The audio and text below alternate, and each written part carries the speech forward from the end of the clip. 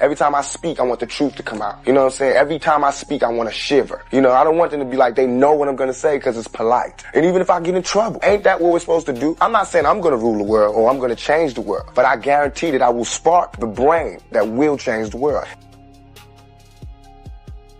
Man dating black women in this country right now, your life is in danger.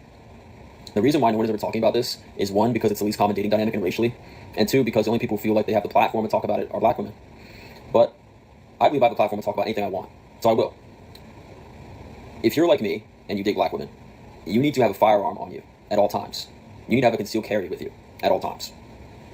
The reason I say this is because when I bring a black woman with me in public, I can't tell you how many times I've been threatened. I've had black men attempt to intimidate me, attempt to stare me down, and act completely inappropriate and violent towards me just because I have a black woman with me. Oh, okay.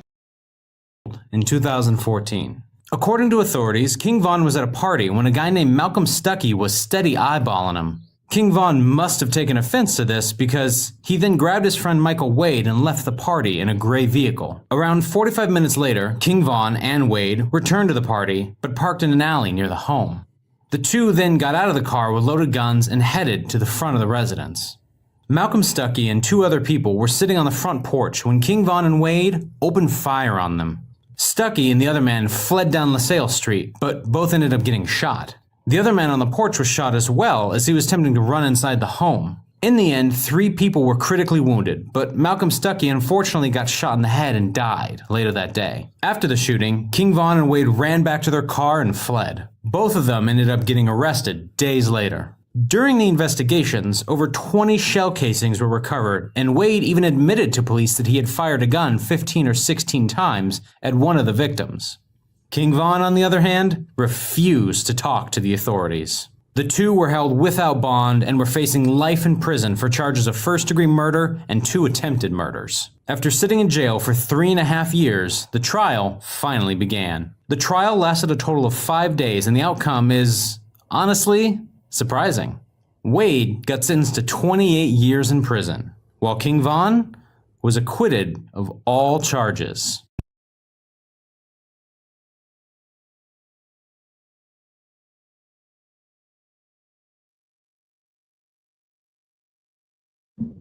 All right, hopefully y'all heard some of that.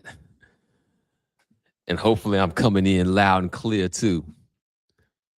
So basically, a white man recently went viral for saying that when he's dating black women, he feels like he has a need to carry a strap because black men might look at him the wrong way or look at him funny.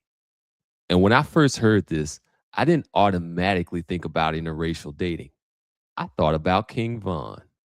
Now, I understand why that comparison might sound ridiculous at first and on the face of it, but because, yeah, obviously, one is a white man that's discussing his experience dating black women, and the other is a black rapper whose public image is inseparable from Chicago street violence.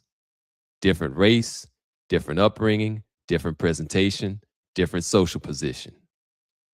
But beneath those differences, I heard something psychologically familiar. I heard the same archetype, the same man who interprets another man's attention as disrespect, experiences another man's presence as a challenge, and believes that force, or at least the threat of force, is an appropriate response to that. King Von was inundated with allegations of extreme violence, including a story where he ended someone for looking at him funny, supposedly so-called looking at him funny.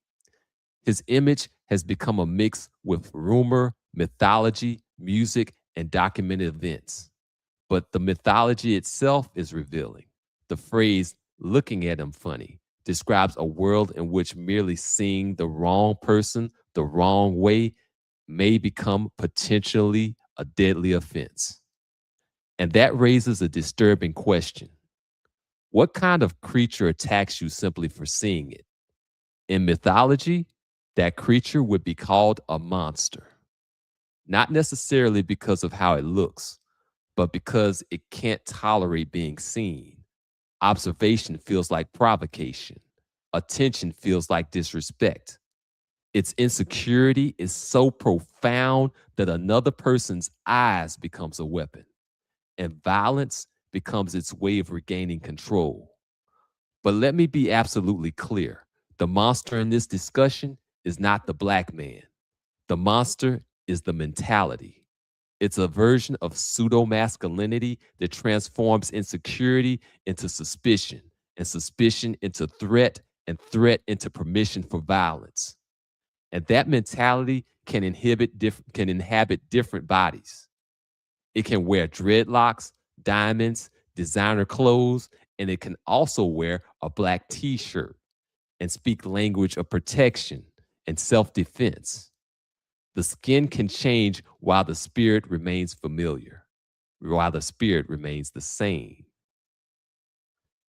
Now, carrying a weapon isn't morally or legally equivalent to deleting someone, and owning that iron doesn't mean that you're automatically someone violent. If a person has received a credible threat, that context matters too. Hey, salute, Landon. Good to see you in here. Now I know it's going to be a good stream just purely because of your presence. I love it when you're in the chat. But that's not the mentality being described when someone has the need for a strap because a black man might look at him the wrong way. A look is not an attack. A stare might be rude. It may be uncomfortable. But the leap from somebody looked at me to I need to be prepared to unalive somebody reveals a worldview in which an ordinary social tension has already become militarized. That's the connection. The connection is not that these two men committed equivalent actions. The connection is that the belief that another man's gaze can become significant justification for an armed escalation. But we cannot discuss this mentality honestly without circling back to race, because race changes how this meaning and this consequence comes into play. When certain corners of Black street culture teaches Black men that intimidation, assault, or to delete Black men over pride or perceived disrespect, that's anti-Blackness in its consequence. It treats Black life as cheap. It teaches young Black men that walking away is weakness and that restraint is cowardice, and surviving with your life intact somehow is less than proving that you're willing to die or murk somebody over a moment. Then that destruction is packaged as authenticity. It's sold as toughness. It's celebrated as street credibility. It's turned into entertainment. And sometimes the same society that consumes the performance later condemns the performer as naturally and inherently violent when those consequences become too real. Black men are encouraged to perform danger and rewarded for performing danger, and then criminalized or buried for becoming what the culture rewarded. That's an anti-Black cycle, even when Black people participate in reproducing it. But when a white man portrays a Black man as such an inherent threat that their looks alone become justification for being armed, that can reproduce anti-Blackness in an even worse way. Because he's not just responding to an individual person or a specific action. He's invoking one of America's oldest racial images, the Black man as naturally violent, irrational, threatening, and dangerous. In this imagination, the Black man doesn't have to attack anyone. He doesn't have to say anything. He doesn't even have to approach. His presence becomes the threat. His face becomes the threat. His eyes become the threat. And once a group of people have been defined as inherently threatening, almost any aggression against them can be reframed as self-defense. That's how anti-Blackness often operates. It turns fear into innocence. The aggressor becomes concerned. The armed person becomes prepared. The person imagining violence becomes responsible. Meanwhile, the Black man who's not actually done anything at all is cast as the danger that everybody else must be prepared to survive. So, yes, the mentality might resemble the same thing, but society does not interpret it equally. A Black man displaying aggression may briefly be celebrated as authentic before being criminalized, incarcerated, or deleted. A white man expressing comparable paranoia may be described as provocative, protective rather, cautious, or simply exercising his rights. The underlying insecurity can be similar while cultural translation is completely different. One man is treated as the embodiment of danger. The other one is treated as somebody responsibly protecting himself from danger. And somehow, in both stories, the imagined target is still the Black man. That's what makes this viral example more revealing than it initially appears. It also complicates the way that people talk about interracial dating. Let's look at something real quick. I want to play one quick little example. Hey, what's up, Bronk? Yeah, I had to get into this real quick. Let me go ahead and replay that that initial grounding video clip.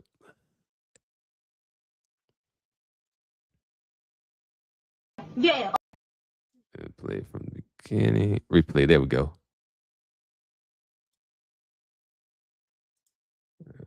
If you're a white man dating Black women in this country right now, your life is in danger. The reason why no one is ever talking about this is, one, because it's the least common dating dynamic and racially, and two, because the only people who feel like they have the platform to talk about it are Black women. But I believe I have the platform to talk about anything I want, so I will. If you're like me and you date Black women, you need to have a firearm on you at all times.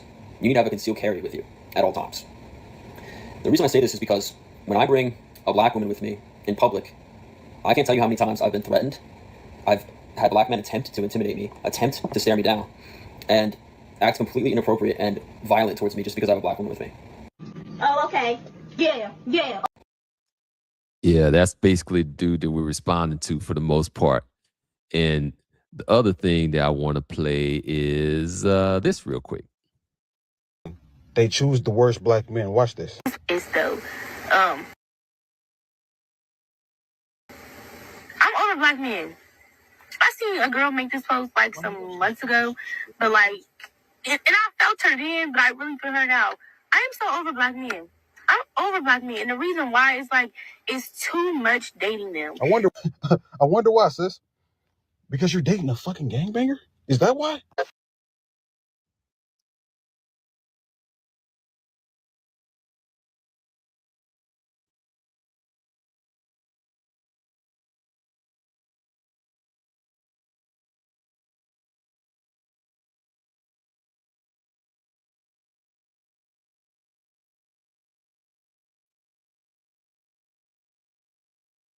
Happy Crip Day. Not birthday. Happy Born Day. Happy Crip Day. What is that? And I'm tired of dating Black men. You're dating a gangbanger, a Crip. Hey, wait a minute, what the hell? Y'all date gangbangers, drug dealers, and scammers and complain about Black men. Y'all date the worst Black men. Go date a man that works a legal job. I can't wait. Yeah, like that. So yeah, the mentality might resemble the same thing, but society doesn't interpret it equally. A Black man displaying aggression may be briefly celebrated as authentic before being criminalized, incarcerated, or deleted. A white man expressing comparable paranoia may be described as protective, cautious, or simply exercising his rights. The underlying insecurity may be similar, with cultural translation, on the other hand, being completely different. One man is treated as the embodiment of danger, and the other is treated as somebody responsibly protecting himself from danger. And somehow, in both stories, the imagined target is still the Black man, as I said before. So, once again, This viral example is more revealing than it initially appears. And it complicates the way that people look at dating because we often speak of dating outside your race as automatically meaning choosing a completely different kind of person.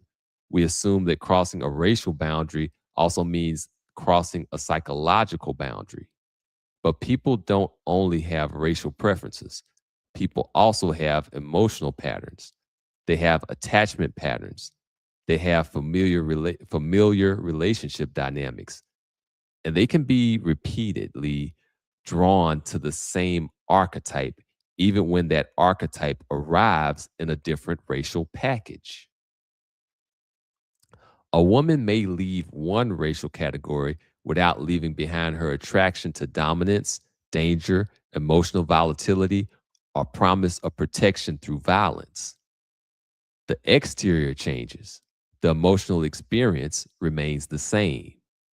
That doesn't mean that all Black women desire dangerous men necessarily, not every single one of them.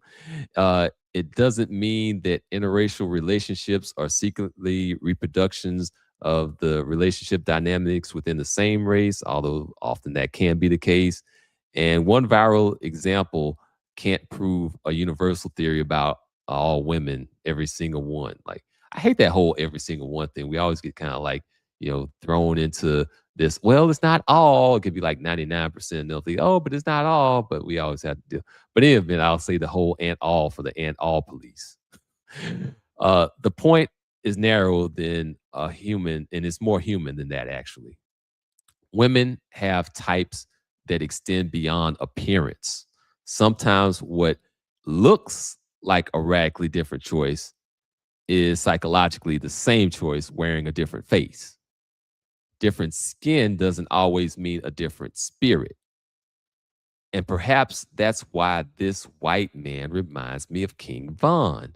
Not because they're the same person, not because they're carrying a weapon is equivalent to unaliving somebody, and not because their racial identities, histories, or consequences are interchangeable, but because both images point towards the same dangerous fantasy that respect must be enforced through fear, another man's gaze is a challenge, and that violence is what separates the powerful from the weak in such an interaction.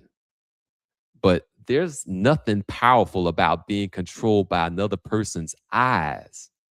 Like, there's nothing masculine about being so fragile that a stranger can move you to violence and risking it all simply by looking at you. If being seen feels like an attack, the problem probably isn't the person looking. Sometimes the problem is the creature that you've allowed yourself to become because of your fear. And that's the real monster in this story. Not blackness, not interracial dating, not even one individual man. Different skin, different social position, different consequences, but perhaps the same spirit. And the same anti-Black system can operate through both of them.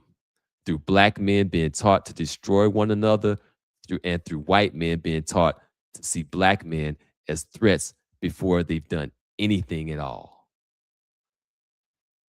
So, yeah, let me go ahead and play some more here. I got another clip I want to show. Basically, I saw this one go down, and it seemed like the guy was confused about what happened. But when I saw it, I could understand exactly what was going on there. Also, I'm going to go ahead and drop the link too. Let me go ahead and get that link available. Should be dropping right about now. And I guess maybe clicking the star thingy is a way for me to pin it. I'm guessing that's a way to pin it. But anyhow, let me go ahead and play this, and then I'm going to respond to it. At first, because I didn't have another helmet with me. It's just a safety thing. I don't want to take a girl for a ride, have something happen, especially if it's her first time on a bike, and then she gets hurt, I get blamed. It's just not good for anybody. Now, I could tell that this girl was pretty disappointed, and she said something at the end of the interaction that I thought was pretty strange. I don't want to see you saying nowhere. I wasn't planning on it. See, yeah. So he's like, oh, why would you say that? I don't understand it.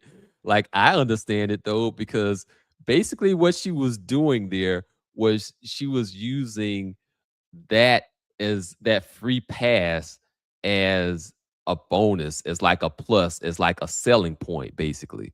Like, and I see this and we see this, but the uninitiated don't see this. They try to pretend like this doesn't happen. Like that whole idea that, hey, you know, by the way, if you get with me, you get a pass on the N-word. Like, like that becomes like a selling point. And people don't often want to talk about it. They don't want to realize that it happens, but it's something that occurs in the background. Not with every single one, but like it's something that is actually occurring. Let me also play this real quick. We'll show you how divestors and many wannabe Shout out to divestors Z, are the by the right way. hand of white Shout out to supremacy Only in real Logical time. also. Please see the description for my email address if you want to send me stories. New at 6, one of the 4 Fort Lauderdale police officers fired in a racist text message scandal spent the day fighting to get his job back. He brought a witness to an arbitration hearing who he claims proves he's not a racist. CBS 4's Gary Nelson is live in Fort Lauderdale with more. Gary. This white police officer fired over alleged bigotry appealed that dismissal today. It might not have hurt that he had help from his black girlfriend who testified on his behalf. Fired Fort Lauderdale cop Jason Holding trying to persuade an arbitrator to order him rehired. An uphill climb after these racist photos of the president, of blacks being attacked by police dogs, even mock on-the-spot executions of minorities showed up on the cell phones of Officer Holding and 3 other cops. Holding got help today from his African-American girlfriend. They became an item after the allegations against him surfaced. There are people that make mistakes. There are people that say things that they don't mean, and he's a cop. He shouldn't have said the word. Correct. Officer James Wells here. Officer Alex Alvarez. Officer Holding. Let me just pause that for a moment. There was something in this case here, this clip here, that I didn't catch before. I know that many of you all have heard about this story. Maybe many of you all have maybe seen this clip or this video before, but I don't think that you all caught that part, and I didn't catch that part at first, about this being after the fact. Yeah, Landon. Like they treat it like it's a new thing, like it's a revolutionary thing. They're acting like they're breaking new ground or like going and being astronauts or something. But nah, it's not a new dynamic. But what we saw here though is like they became a couple after he got in trouble. So that means like after all of the racially charged statements came to light, after all of the images and everything else, that's when she decided to get involved with him. After the fact. And that also means that that's when he decided to get involved with her. So he decided to get involved with her after he got in trouble. She decided to get involved with him after he's looking questionable with all of these racially charged comments and images and everything else. All of that is after the fact. And then she ends up reaching the stand to say, oh yeah, he's not racist because he's willing to date me after all of this stuff comes to light. Think about that for a minute. Like it all just seems like she was just basically there as a as a useful tool, basically. Yeah. Defending that cop. And after the fact too. I mean, it's crazy. It's wild.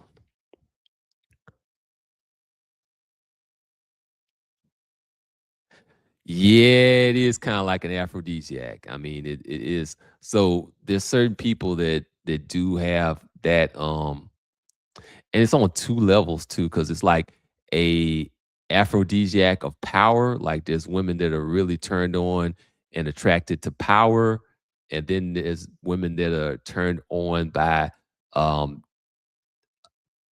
of that transgression, that that racial dynamic does something for them some type of way. Yeah. Red pill is way more than just dating. It's accepting the reality of what things actually are. It's going beyond just the social script that you were sold, that you were told. You were told, hey, things are like this and things are like that. And it's just like when a lady is talking to you and she's talking about what she's not going to do and what she is going to do and all of that. That's all well and good, but I can do that and I can believe that, or I can believe what I see with my own eyes. I can see what and observe what you actually do. And that's what people seem to get triggered by. They get triggered by us observing what's actually being done as opposed to what people are saying. And that goes and extends beyond just a relationship dynamic. That does go over into politics. That's a part of why, when I played that clip the other day on the live stream about politics, where former President Obama is scolding black men and saying, "Oh, how dare you be thinking? How do you dare you think about voting for somebody else?" And like the emphasis was really on think. How dare you think? You're supposed to just listen and do, but you're trying to think, and that's a problem.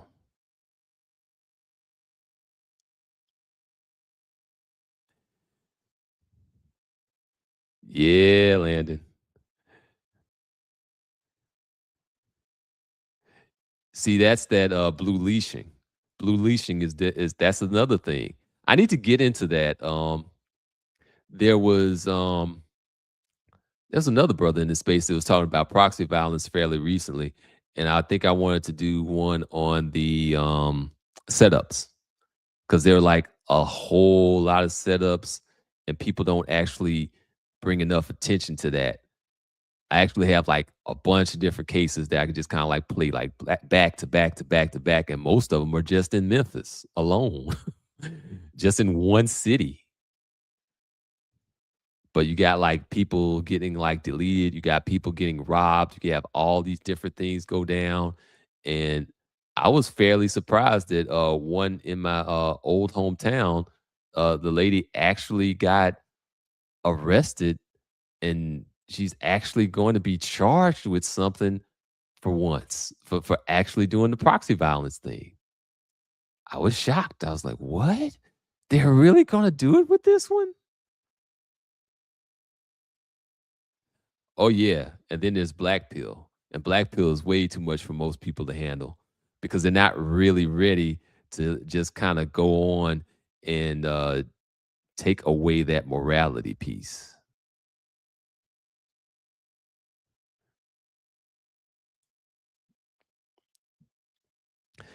Like people are like conditioned into that old thing with morality. I think that there's another option. Like there's, I guess, maybe a fourth option. So so you have the blue pill to just kind of keep believing what you're told because people told you to believe it. You have the red pill of just observing what's actually real and what people actually do and the incentives behind them and the actual reality of things. Then you have the black pill where you say, okay, I accept the reality of things. And also, I'm going to remove this morality framework and do what I choose to do instead. But then there's a fourth option that I guess people kind of call the white pill, where you accept the reality of what things are. You remove the previous morality that people assign to you, because that's also some more stuff that people told you to believe in. And then you construct your own moral code. And then you go by that.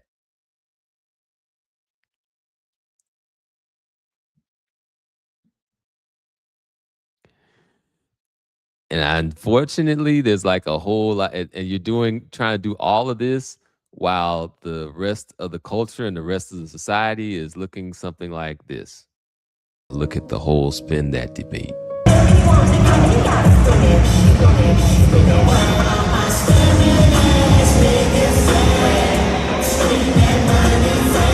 Monica started dancing. Yeah, that's Monica's old ass doing the whole spin that thing. Oh man. But pretty much this is what I wanted to cover. I'm gonna play those two main clips again. That lead in one with the guy that went viral, and then King Von, and then I'll have like maybe a few more closing statements, and then I'll go ahead and dip out unless somebody wants to jump on in. I'll go ahead and paste that link one more time, just in case anybody pops up. And let me go ahead and do this. This country right now, your life is in danger. The reason why no one is ever talking about this is one, because it's the least common dating dynamic and racially, and two, because the only people who feel like they have the platform to talk about it are black women. But I believe I have the platform to talk about anything I want, so I will. If you're like me and you date black women, you need to have a firearm on you at all times. You need to have a concealed carry with you at all times. The reason I say this is because when I bring a black woman with me in public, I can't tell you how many times I've been threatened. I've had black men attempt to intimidate me, attempt to stare me down, and act completely inappropriate and violent towards me just because I have a black woman with me. Oh, okay. Yeah. And then, of course, there's Vaughn. In 2014. According to authorities, King Von was at a party when a guy named Malcolm Stuckey was steady eyeballing him. King Von must have taken offense to this because he then grabbed his friend Michael Wade and left the party in a gray vehicle. Around 45 minutes later, King Von and Wade returned to the party, but parked in an alley near the home. The two then got out of the car with loaded guns and headed to the front of the residence. Malcolm Stuckey and two other people were sitting on the front porch when King Von and Wade opened fire on them. Stuckey and the other man fled down LaSalle Street, but both ended up getting shot. The other man on the porch was shot as well as he was attempting to run inside the home. In the end, 3 people were critically wounded, but Malcolm Stuckey unfortunately got shot in the head and died later that day. After the shooting, King Von and Wade ran back to their car and fled. Both of them ended up getting arrested days later. During the investigations, over 20 shell casings were recovered, and Wade even admitted to police. Now, here's the thing with this. Like, they actually left the party, came back to the party, shot at unarmed civilians, and deleted one that was running because one of them got hit in the head. And then later on, like, he's got like some more music where he's actually like kind of basically picking fun at it. Yeah, that whole Chicago drill scene is just demonic, man. Yeah, demonic. Man. Yeah, it's interesting though. It's interesting your take though. How just from what that white guy said about his experience with dating black women, how you got King Von out of that. Yeah, it made me think about this because like both cases it's about like, oh, somebody looked at me funny. Mm-hmm. Mm-hmm. And I when you look at just the history of America and just that whole black man not being able to look you in the face, it goes back to those times. Inspired. It goes back to those times. Yeah, it's very Jim Crowish. Yeah, exactly. It's very Jim Crowish where, black men knew better not to look at a white man in the eye. Right? I think some of that spilled over to just our treatment of each other, right? I don't think that's really a natural black thing. Naturally, we're, a people of peace, right? But just from the American conditioning, I believe that's one of the things we picked up. I even find it in my daily life, where I'll come across black men. I always try to make sure I say what's up to a brother, but you don't really get the same energy from a lot of black men. It's almost like we're on guard with each other, right? Now, on the flip side of that, I see, black people being extra friendly with white folks. Mm-hmm. All right. But, once you walk past a, black man, I at least in my life experience, the young 35 years I've lived so far, it's been, more of an awkward exchange. Do I say what's up? Do I not? What is he on? But again, you don't really see that type of behavior with other groups of people. Now, alluding to what the white boy said, I don't even know if that's true, man. Like, I don't even think that most black men care that these black women are going to white men. I think it's just a video that he made to try to get attention, if you ask me. Because I just don't see. I don't see a bunch of black men like, and it's probably working too. Yeah, yeah. Yeah, I just don't see it, man. I just don't see a bunch of black men like pressing white dudes for being with a black woman. Now, on the flip side of that, I can see a bunch of black women giving ugly looks to black men who are with white women. I don't think we Yeah. care that much, bro. I don't think we care much at all. Yeah, I Like, good for mean, you, man. on top of that, I mean, like it's like just a look, but like when it's like Brad out there, he's over there like going and messing with people and calling people like mud shark and all type of crazy stuff like that. Like, I mean, Yeah. they take it to like the next level, but then they want to like kind of like throw the rock and then hide their hands and then pretend like, oh, innocent, I'm innocent over here. I'm like, no, the hell you aren't. No, the hell Yeah, and I you don't ain't. think, and I mean, if you just in just black culture, what we accept, what the majority of us accept is black culture. Like black men are hollering at other black men's girls all the time.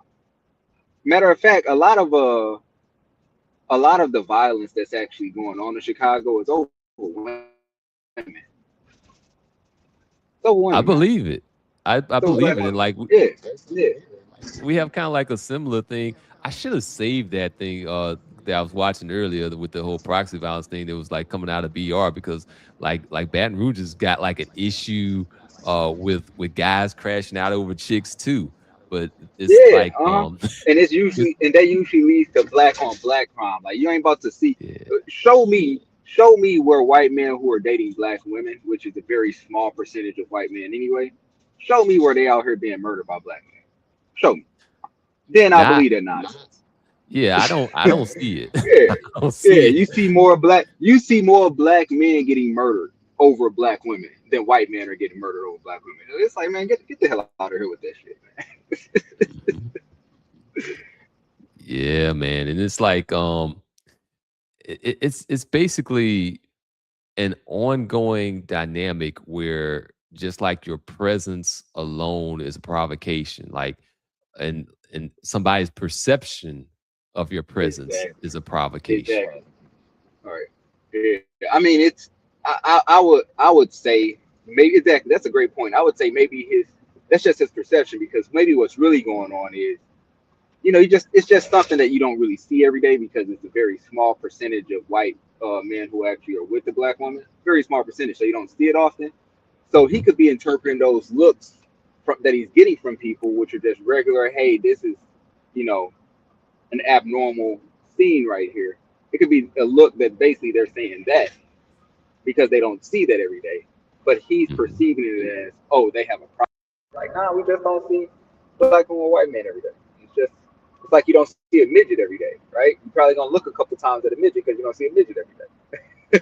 Well, here's the thing about it actually, like for me, like it wouldn't be like I don't see it every day. It'll be like I don't see it where the dude is not totally jacked up every day. Like either the dude is homeless, either dude has no teeth, either dude is like super old and she's like way younger. It's like or maybe like dude is way overweight and she's not. Like usually something like it's like if I go and I see one that's not all jacked up, like oh wow, look, there goes one that's not all jacked up, at least not Right. outwardly appearance wise. Uh-huh. Yeah. Yeah. Yeah. So I think that video you dropped, and you got a lot of people on social media now. Hot Toss always talks about this. We live in the attention economy, Oh yeah. and that video is just another example of the attention economy. Nobody worried about you and your black girlfriend, man. Stop. Stop. Well, that's the thing too. Like he ain't even really say anything about like a girlfriend. He said something about like being out with a chick, but like so if he's out with a chick and she's not necessarily his girlfriend, then that's just some chick he's smashing then. Right, yeah, yeah, and that's typically how most white men who deal with black women that it's that dynamic. Because if you look at the data, less than 2% of white men are married to black women. Oh yeah, yeah. It's like less than 1% of white men married to black women even. Like, Yeah, but then like um but then like I guess because we're a smaller portion of the population, so then it ends up kind of like looking a little bit different. But then on social media, which is like the real kicker, because like if somebody is wanting to see something, they're gonna see it often. So I'll see all these videos where like, oh, I see all of these black women with their white husbands and blah blah blah blah blah, or white boyfriends and blah blah blah blah blah. And it's like, that's because the algorithm is showing you what you want to see. Exactly. Because go outside, and when you do go outside, keep your head in front of you. Don't be looking down at your phone. That's why the other. That's exactly why the other ones will be like, where they at? Where they at? How you doing it? Where they at? How do I get one? How do I pull one? Oh, I hate the term when they say, oh, how do I pull one? This is how I pull one. It's like, no, you're a woman. You don't pull anything. You don't pull anything, right? You don't pull nothing. Yeah.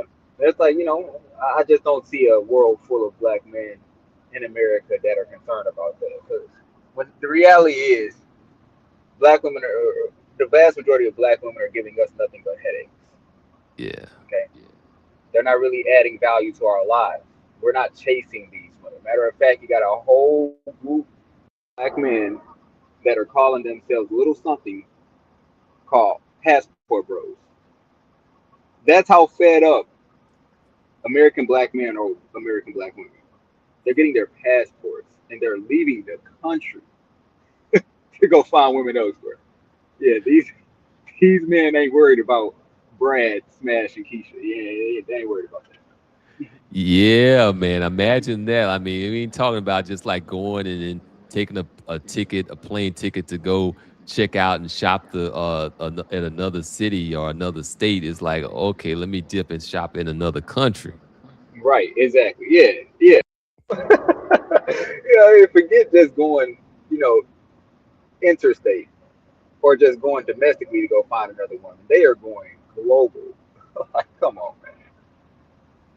I think I want to play one more thing for Landon that I saw. Like, if I can if I can find it, because I think he might be interested in it. I think it might be kind of funny for him.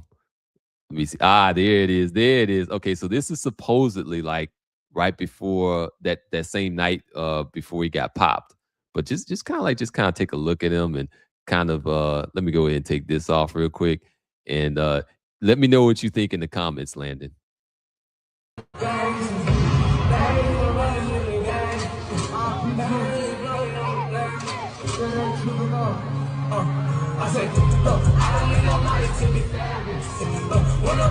Let me play this because I don't want this music to be messing up. There he is. There he is.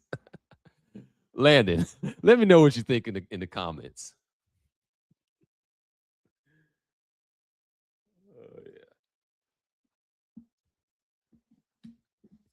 Are you alluding to his shirt?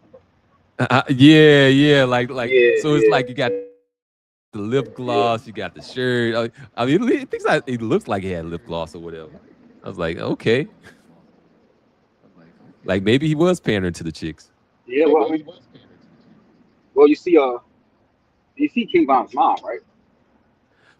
I think I might have seen her just once in one little clip. Yeah. If you see his mom, it explains why King Von was the way he was. Okay. Yeah. You can look at her and tell exactly why her son turned out the way he did.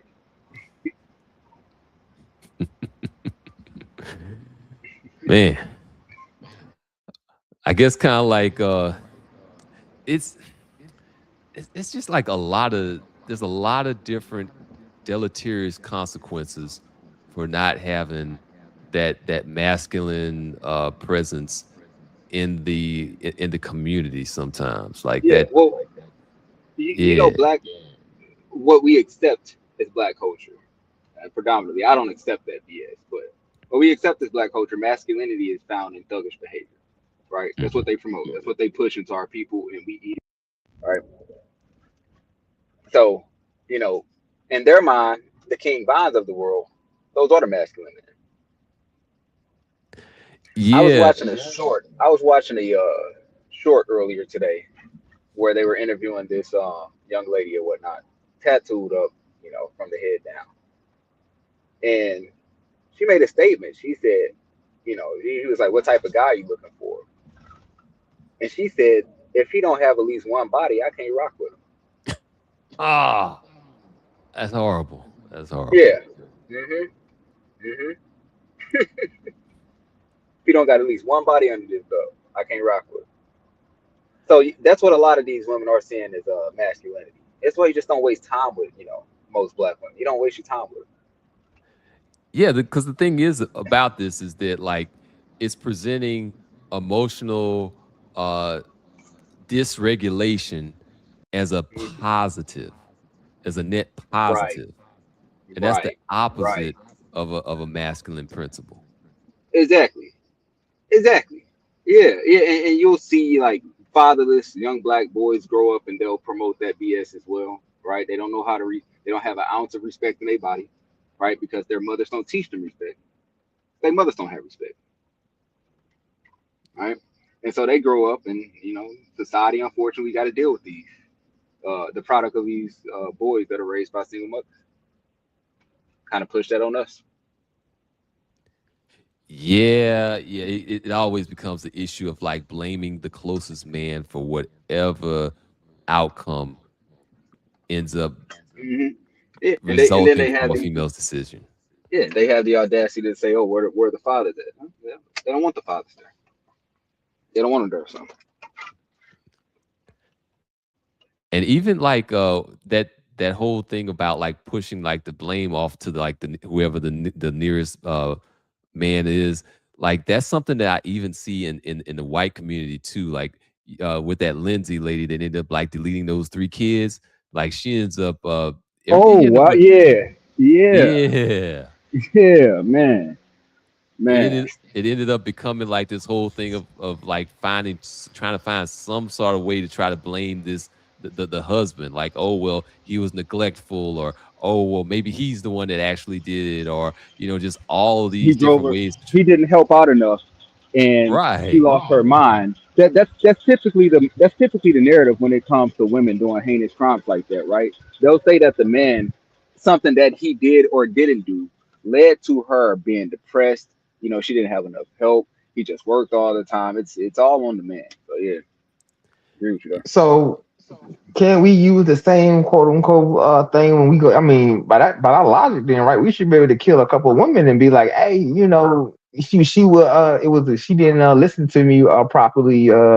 She didn't do whatever, and that's why she had to go. And and the baby too. I mean, if the logic rolls for one, it should roll for both of us, right?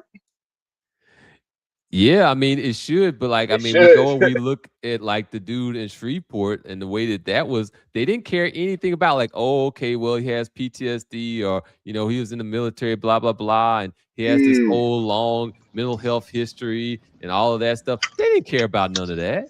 They didn't care about any of that at all. They're like, oh, the crime was heinous, bad man, evil man in the story. Yep. Yep. And you know what? Rightfully Man, so. Rightfully so, right? Rightfully so. But we just got to keep it consistent across the board. If you're going to allow mental health diagnoses to be a part of, why a woman committed a crime, well, you also have to be the same way with men. But we know we don't live in a fair society, so that ain't coming no time soon. Oh yeah, that's why I got to keep on banging the drum on this whole idea that we don't really have a criminal justice system. We have a criminal punishment system that's a selective criminal punishment system.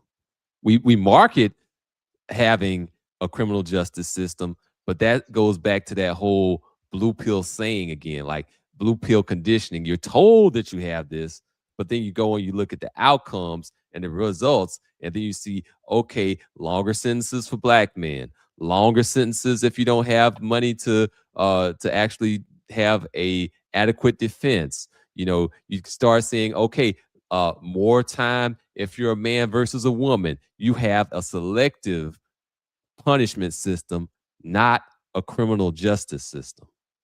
You want to hear a statistic that really you want to hear a statistic that really drives your point home. Yeah, sure. CDC has produced data uh, telling us, or was it? I don't know if the CDC or if it was the Center for Prosecutor Integrity. It's one of those. They released data showing that black men are actually victims of domestic violence at a higher rate than black women. However, black men are arrested for domestic violence at a higher rate than black women. That really alludes to what you just said. Yep. That's a part of that social conditioning, and like so the whole social script becomes like man bad. Let's go throw this man in jail, and I guess some of the idea is that I guess they're thinking maybe that the man can cause more harm or something, but then we also see the women using tools to take guys out. I was just about to say, but I didn't fought a couple of these Keishas for real. I didn't, hey, bro, I didn't had crazy ass women try to hit me with bottles before. I didn't had crazy women try to hit me with a stiletto heel one time. Hey, I don't know what y'all talking about, man. Women can be as dangerous as the next person, if not more dangerous, because you quote unquote you put your guard down when you around them. So I don't even vibe that. I don't even take that as a real conversation. And here's the thing, like actually when you kind of like go and look at it, I mean just kind of like looking at like the data, we find that it's women that are more dangerous to kids and to the elderly. Oh, I actually think it's women. If honest to God, if I actually look at it, I would say women are more dangerous to the men, children, and the elderly. Because if I look at, we run the stats of how many men are actually getting killed behind a woman, a baby mama situation. A man, was it? I'm gonna go get my husband to come do this to you situation. Quote unquote, he randomly comes, she inviting random men into the house, and I think we had somebody getting shot like that recently. I was maybe like last year sometime when I think his stepdaughter invited some random dude in their house, and the dude shot the stepdad or something. But I really do this out. Women are dangerous to everybody. They just not being punished for their behaviors, which is the reality of why you live in a gynocracy or a state sponsored gynocracy or matriarchy. So Yeah. I mean, you know what? I think I have that clip that I wanted to show, but I mean, well, not as a clip. Let me see if I can play it as a screen share. Let me try that. I'm gonna attempt to do it. This kind of like actually like brings. I was gonna like kind of bring this up like later on, but I mean, shoot, there ain't no time like the present, man. The present, man. If it'll let me do it. All right, share screen. This one. That one. And hopefully, where the hell is it? I think this one might be it. Yeah, that might be it. Yeah. Let's play it.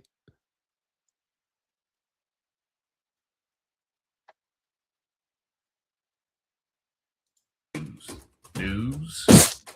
According to arrest documents, the second person charged was the victim's former lover who ordered his killing. David Hamilton reports. This picture of victim Anthony Wesley Jr. shows his love of family. He was a great guy. Like I said, everyone loved him. It was nothing. It's not too much bad to say because you know how you say, you pray for a certain type of man and you finally get it. That's what it was. East Baton Rouge sheriff investigators arrested Riddick Franklin for shooting Wesley in the back on March 29th at the Jefferson Lakes Apartments. Then documents say Franklin stood over Wesley and fired several more times. For Harris, she says she'll never forget witnessing that scene. Well, it happened in front of mine, our apartment.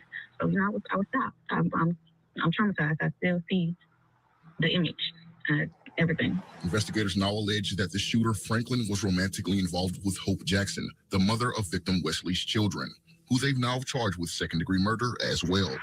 Court records show Wesley and Jackson were in the middle of a custody dispute. As part of that dispute, court was scheduled for next month. According to the affidavit now charging Jackson with second-degree murder, Jackson told Franklin multiple times she wanted Wesley killed because of a dispute involving child support. The affidavit alleges Jackson told Franklin, quote, "I want him OV." Authorities say OV is street slang for eliminating or killing someone. It's shocking because, these are your kids' father. And why would you want to put the kids through that? All right. Did y'all hear that stuff? Yeah. Oh, of course I heard it. Sad, man. Sad reality, though. Sad reality. Sad reality. Y'all caught the part where the guy got shot in the back, right? Like the most cowardly stuff. unarmed, shot in the back, and then proceeds to shoot him some more while he's on the ground. This is what I keep telling you. Man, I won't even come. No, I don't know. I look at that in two ways, and I drop I'm now on the pure. I'm just trying to get rid of somebody mode. Hey, bro, whatever method work, right? If you gonna go that right, whatever method work, right? But then at the same time, these are the children of the matriarch. These are the children of white supremacists. These are the children of Keisha and whole culture. Are you surprised that this is what you get on the other end? Like I think I don't know if it was with you or somebody else, but they said you put your child in a white supremacist was it zone. You surprised when you get a white supremacist child at the end of it. You put your child in white supremacist boot camp. You got a white supremacist at the end of it. Yeah, that was on one of my live streams. That was a Saturday one. And the thing about this one here is like, it's like you're encouraged. It's like, oh, you need to fight for your kids. You need to fight for custody. You need to fight to be in their lives. Okay, well, when you fight to do that, this is one of those things that can happen. Hey, you know, that's a you know what? It's funny. I was talking earlier today with someone about this very situation. I said, I was telling them, it's crazy that any parent should have to be put in a position to fight for their children. It's their children. I'm not fighting for my child. I'm sorry. It's their children. It's their children. And yes, like me personally, I won't do that either. I did it, and it is a very exhausting experience. Very exhausting. I mean, it breaks you down emotionally as a man to be in a position where you're fighting for time, you know, with your children. And I'm just saying, man, it's best. I didn't understand it before, but I fully understand why some men just say, you know what, screw it, I'm gonna just pay the child support.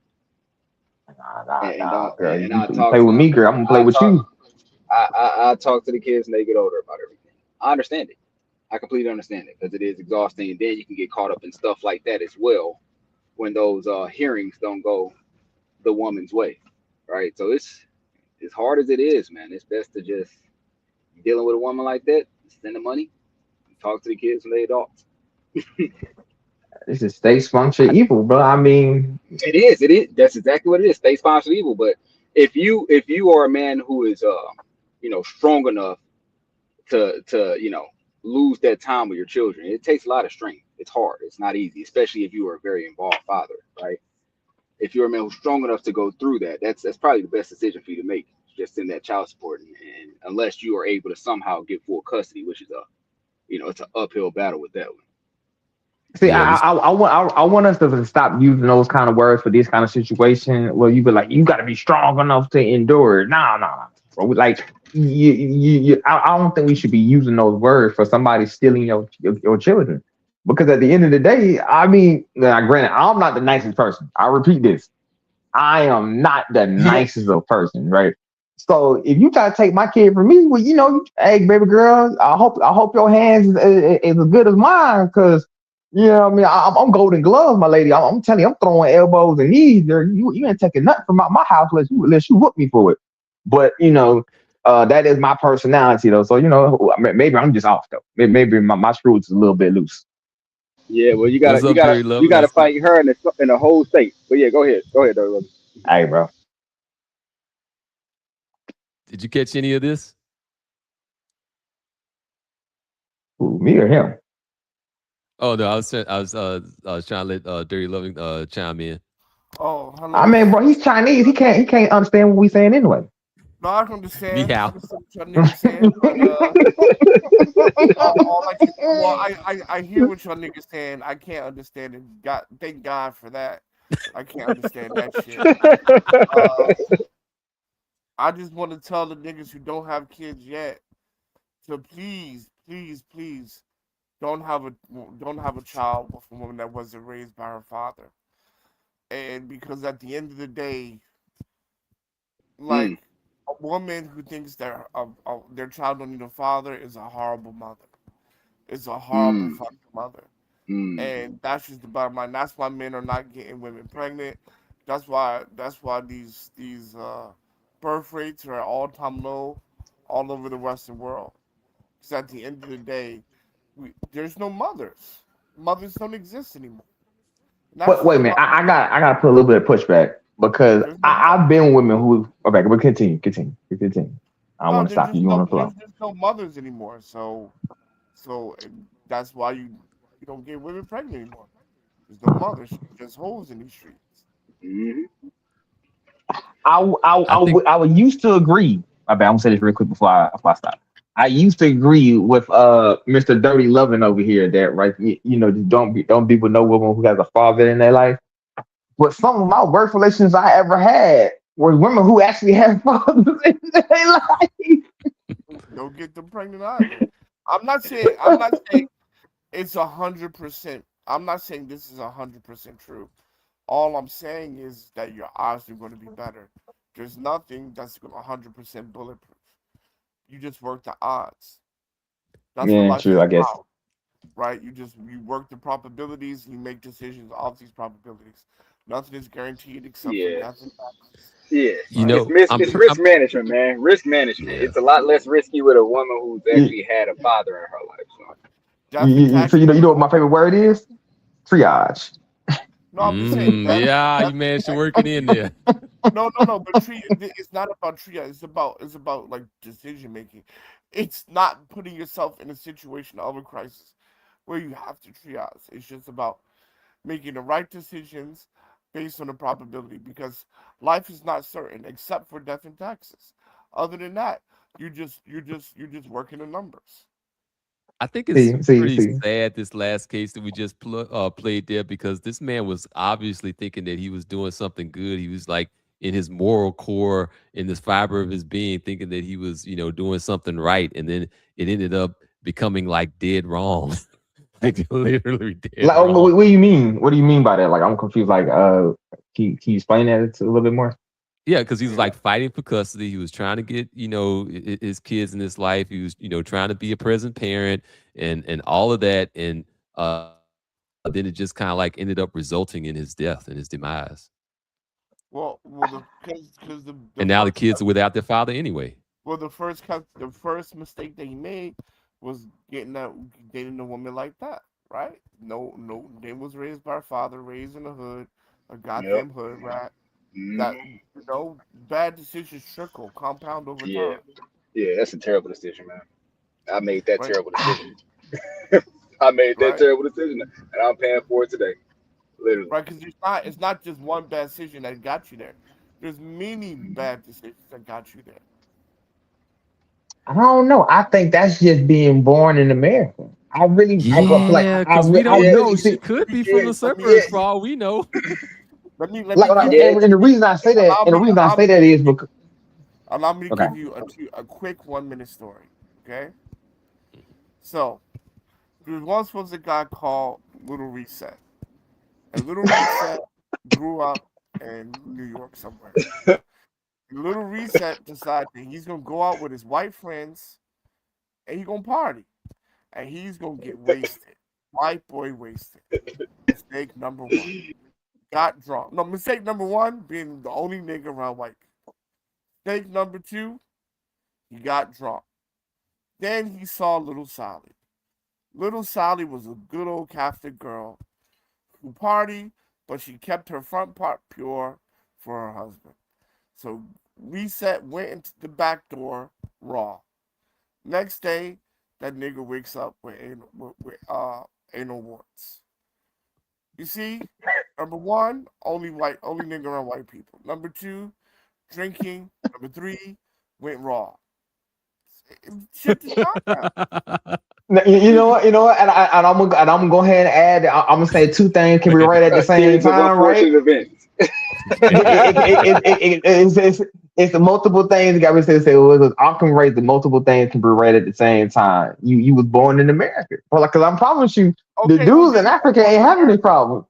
The dudes in South America ain't having this problem, bro. The dudes in China ain't having this problem. Some of them are, but I'm just saying some of them are. But the thing about it is, right? It compounds. That's all I'm saying. Bad. If you never went drinking, you would never got anal warts that night. Maybe get it later in life, but you wouldn't get it that night, right? So it's just bad decision compounds. Let me play one more thing real quick. Let me see what y'all think about this one too. Let me get it going right there.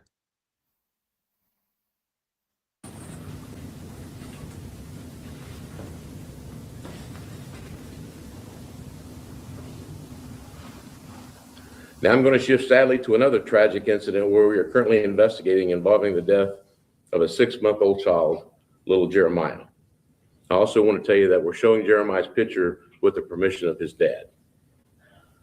This week we arrested Jeremiah's mother, Tatiana Norman, and charged her in his death. This investigation began June 29th of this year at about 11:39 at night when our officers responded to the area of Chestnut Woods Drive to a report of an unresponsive infant. Upon arrival, officers made contact with Tatiana and Jeremiah, who was transported to the Lakewood Regional Health Center, where he sadly was pronounced deceased at 12:32 a.m. During the initial medical examination, there were no obvious signs of trauma that would have explained why the child passed away. There was, however, an unexplained mark on the child's left thigh. When officers spoke to Miss Norman at the scene, she relayed that she had placed Jeremiah in bed while she went to prepare a bottle. When she returned, she found Jeremiah had fallen from the bed onto the tile floor. She said the infant cried immediately, but she was able to soothe him, feed him, and put him to sleep. It was later discovered that he was unresponsive. Later, when detectives began interviewing Miss Norman again, she began providing information that was inconsistent with what she had initially stated. She said she went to sleep with a 6-month-old child and her 1-year-old child in the same bed, and maybe she or the other child rolled on top of the infant.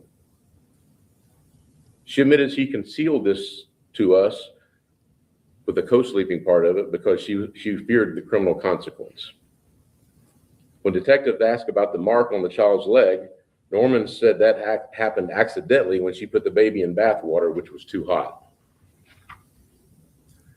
An autopsy was then completed by Dr. Garavan of the Polk County Medical Examiner's Office, which found the child sustained injuries that were not consistent with falling off the bed, which we measured to be a height of approximately 22 inches from the top of the mattress to the tile floor. The medical examiner determined that the injuries were more severe and ruled the manner of death a homicide. The medical examiner also determined that the mark on the child's leg was inconsistent with being burned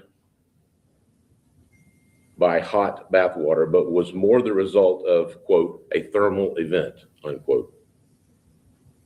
On July 1st, detectives conducted a second sworn interview with Ms. Norman, where she was confronted with the findings of the medical examiner. During this interview, Ms. Norman admitted that Jeremiah had sustained multiple injuries throughout the day on June 29th, which she intentionally failed to disclose in our previous interview with her. She said on that day, she was feeling overstimulated and fatigued from caring for her 2 children. Ms. Norman said she accidentally dropped the child onto the floor while reaching for a remote control, and that the child struck his head about 9 o'clock in the morning. Rather than seeking medical attention, she researched the injury symptoms on her phone and decided to monitor him at home. She went on to say later that day the child had fallen from the bassinet after his 1-year-old sibling climbed up onto it and it tipped over. She described the infant as landing face first on the tile floor. Ms. Norman said that around 1 o'clock that same day, she became overwhelmed while both children were crying, and she intentionally threw the infant into a playpen from a standing position. She released him from several feet away, causing him to strike the back of his head on the playpen. Norman then demonstrated once that her throw was underhanded, and then demonstrated a second time that her throw was from over her head. Also, the playpen did not have a cushioned bottom and rested on the tile floor. Ms. Norman said the child did not cry, but briefly opened his eyes, curled his hands and fingers inward in a clenching motion. Ms. Norman also said the child later fell from the bed, again striking the back of his head. She added that for the remainder of the day, the child was unusually sleepy, consumed significantly less formula. I don't even know how many lies this woman told, but it was a lot. I mean, shit, she been lying her whole life, man. So for her, this is like Tuesday. You know, I told 45 lies at my job. I told 5 lies to the man in the parking lot or the security guard. So, you know, it's just par for the course, really. It's like so. First of all, I mean, so yeah, it was a whole lot of lying. It was like, okay, well, it might have been this little accidental fall, and then it's like, well, maybe I had the baby in the bed, and maybe it's because I had the baby in the bed and I slept there, and maybe okay, well, maybe this kind of like you know. Yeah, okay, I dropped him multiple times. I dropped him over here. I dropped him over there, and you know, maybe I kind of like threw the baby, but I didn't throw the baby overhanded. I threw the baby underhanded. Well, yeah, okay, I threw the baby overhanded. Now it's like, God damn, lady. Yeah, well, I part of the mean, rules, is still like, women and children are protected, right? So even if a woman kills a child, right? Well, the child is lower, or the child is higher on that protected status, right, than the woman is, so to speak. If it were a black man, though, she claimed abuse, they showed up, man's dead, she gets off, right? But if it's a child dead, then they're going to have to do some investigation and come down to the bottom of what happened, because the child is higher on the protection hierarchy than.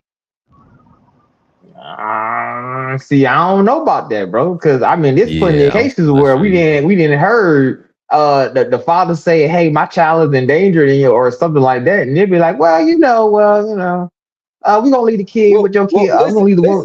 listen, listen to what I said, though. Listen to what I said. That's a black man bringing that to them.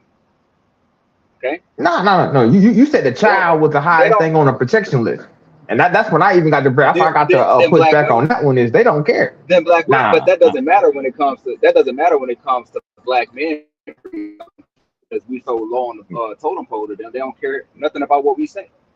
Now, if a woman came and nah. said, "Hey," if a woman came, and said, if a black woman came and said they in fear of, that child's life or whatnot, they'll listen. They'll at least hear what they have to say. But black men, nah, I don't hear nothing we got to say. Nah, bro. I'm telling you, bro. I've seen this shit enough times in my personal own life that where like this. I've seen men said, women said, grandmama said. They say, take that kid from that woman and give that kid to me.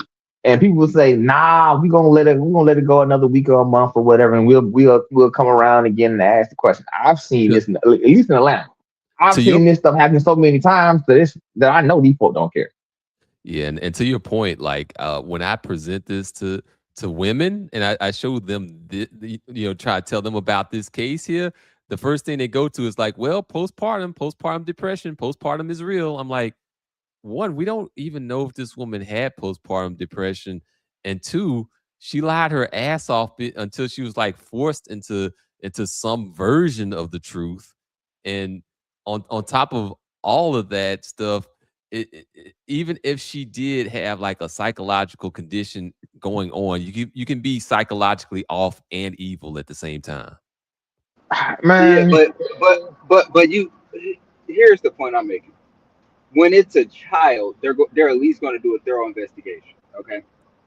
There is still protected status for the woman, so they're going to bring up all of that, like, oh, what was her mental health and all of that, right? But they're going to at least do enough investigation to rule whether or not it was an accident or a homicide. They're going to at least do that. I mean, that's just called doing an investigation. How I really look at it, and all honesty, like I said, I was thinking maybe for me being in EMS for a couple of years, I've seen enough evil. Let me repeat this. Let me repeat this again. There, I've seen enough evil that I know these CBS people don't give no fucks. Let me go ahead and put it like that, right? Maybe I was wording it wrong. I've seen enough evil that I know. I even put in a report. I had a partner that was a white woman. She put in a report. Hey, this woman should not have kids. Shit. Down here in Georgia, at least, I can't speak for no other state but a state that I've been in. I've been out here in Georgia. Yeah, we get to it, around, we do whatever, right? Unless you got video, evidence video. If you see a woman like literally slamming her baby on the steps or something. Other than that, man, okay, ain't gonna do that. Yeah, That's it just what takes a I've lot. seen, though. It really does take a lot to get the mother away from the child a lot of times, because there's a whole lot of apparatus behind trying to keep those two together. Like parental rights for a mother versus parental rights for a father are two very different things, it seems. And it damn Hey near seems. man, If you kill that child though, you ain't gonna really have much protection. yeah, you ain't got no more protection then. But but you That's the still point have I'm women making. out here like literally. Yeah, That's after the that point I'm point, but making. I mean, at that point, you kind of already, I kind of view that. I kind of view that. That's like saying, we caught you robbing a bank, but that's like me saying, but I gave you evidence a bank was gonna be robbed here a week ago, Yeah. and y'all wait till after the bank is robbed to do something. I mean, Well, Yeah, it's way too late maybe I after. didn't state my statement right. So let me try to restate that. Essentially, if you as a black woman kill a child, okay, you lose your protected status in that situation because they're going to get justice for their child. The child is like the hierarchy on the protection. Now, I get what y'all saying as far as some other dynamics and complexities go, but once you kill that child as a black woman, you lose your protected status.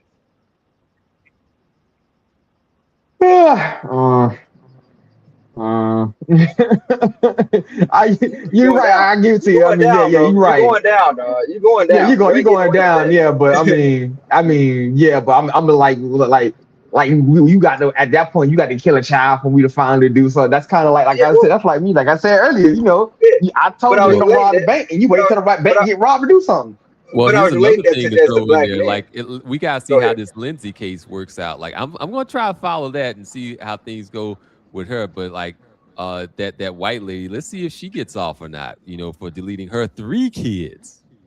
Nah, that baby. I mean, Nah, she ain't gonna get off. she going She ain't down. gonna get off. Nah, she ain't. She going Yeah, down. she going down. We Nah, need to she put going some down. bits Down. down on that thing. Oh shit! I'll put 100 on white woman going down for at least 10 White years or woman more. goes down for the count 10. She going down for 10 or more, bro. I guarantee it, bro.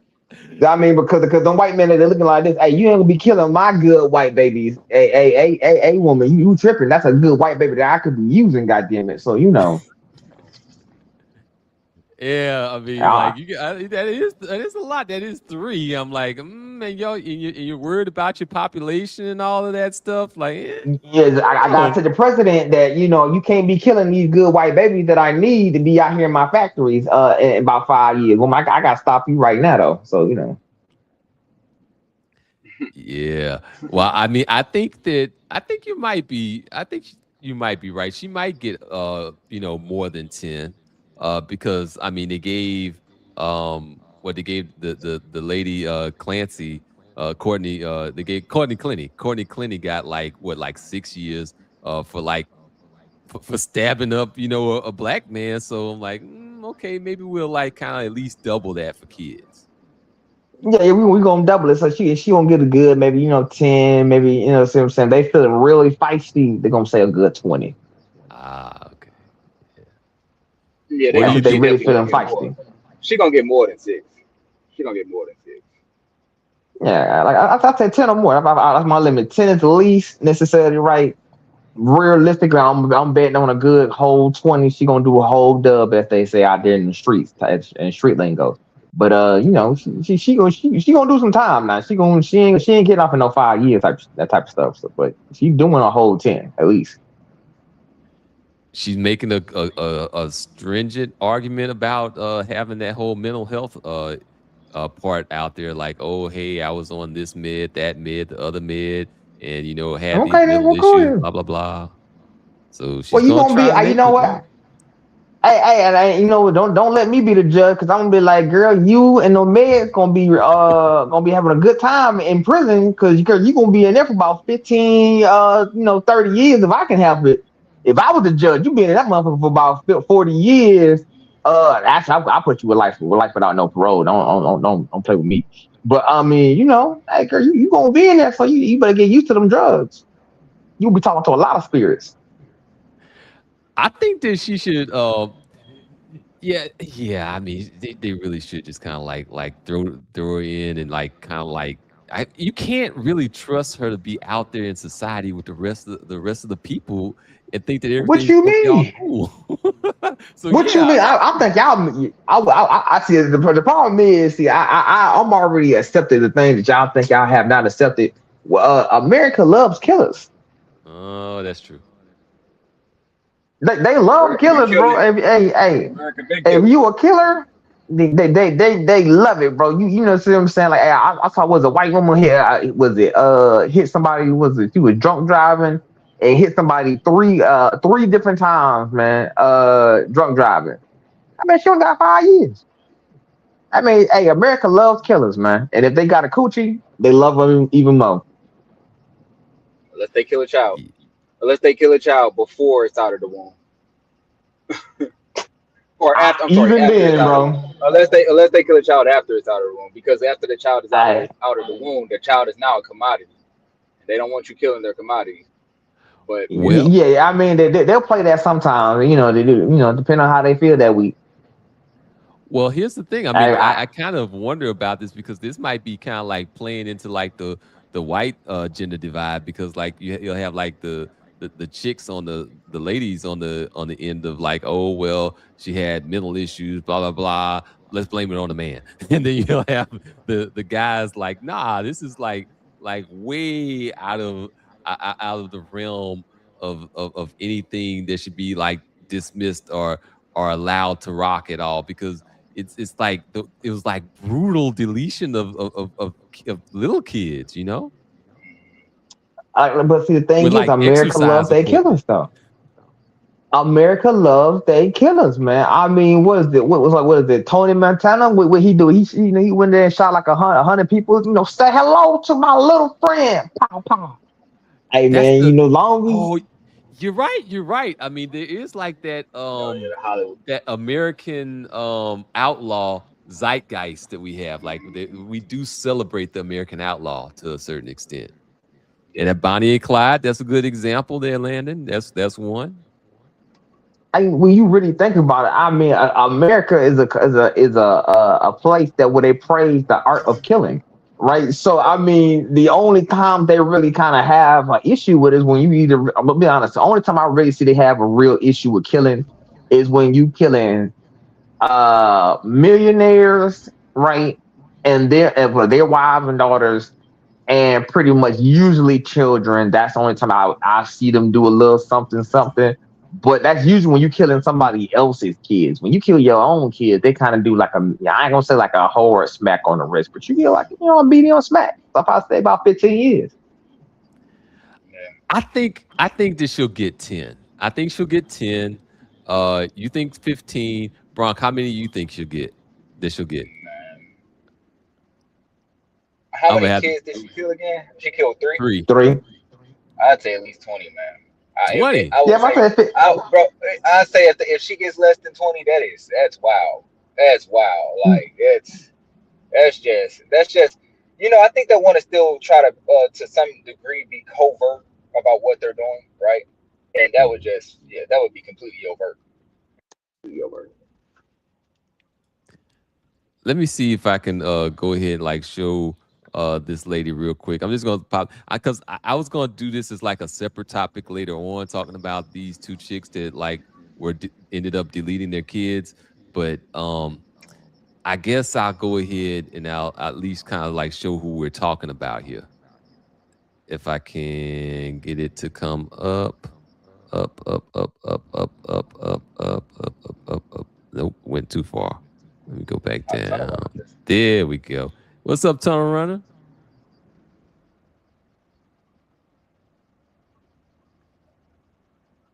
Nope, not that part. Yeah, I just talking about yes, we can, bro. I see.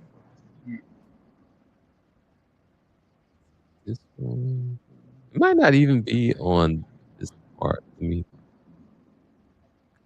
where expert. Yeah, I'd say at least 20, man. Because again, you know, we know how it is, but man, children rank high on that hierarchy. Unless you can get rid of them before they get here, you probably don't want to get rid of them because you're gonna do. Yeah, that's what I say. That's why I say I'm gonna get at the least end. She gonna get 10, right? Because America love their killers. But if America actually want to set a precedent, right? killing your kids outside of the womb, but they do have a state where you can do that now, and it's kind of cool. So Oh, do they really? yeah, I forgot what They states got one of them mix. they have a state where you can kill. That's murder. I mean, I believe personally there's murder inside of the womb. Let's not get that wrong. I But mean, when do white people there's a care state. about killing? There's a state where they just sit there, push out the baby, and then kill the baby after it's born. Yeah, I mean, I forgot which state it was again. I don't have me looking up again, but I mean, it was on TikTok and Instagram and everything. That woman was out there sitting there hand clapping. Oh, Bro, this shit was on the news. It was on the news. Let me see if this might be the spot. Let me try here.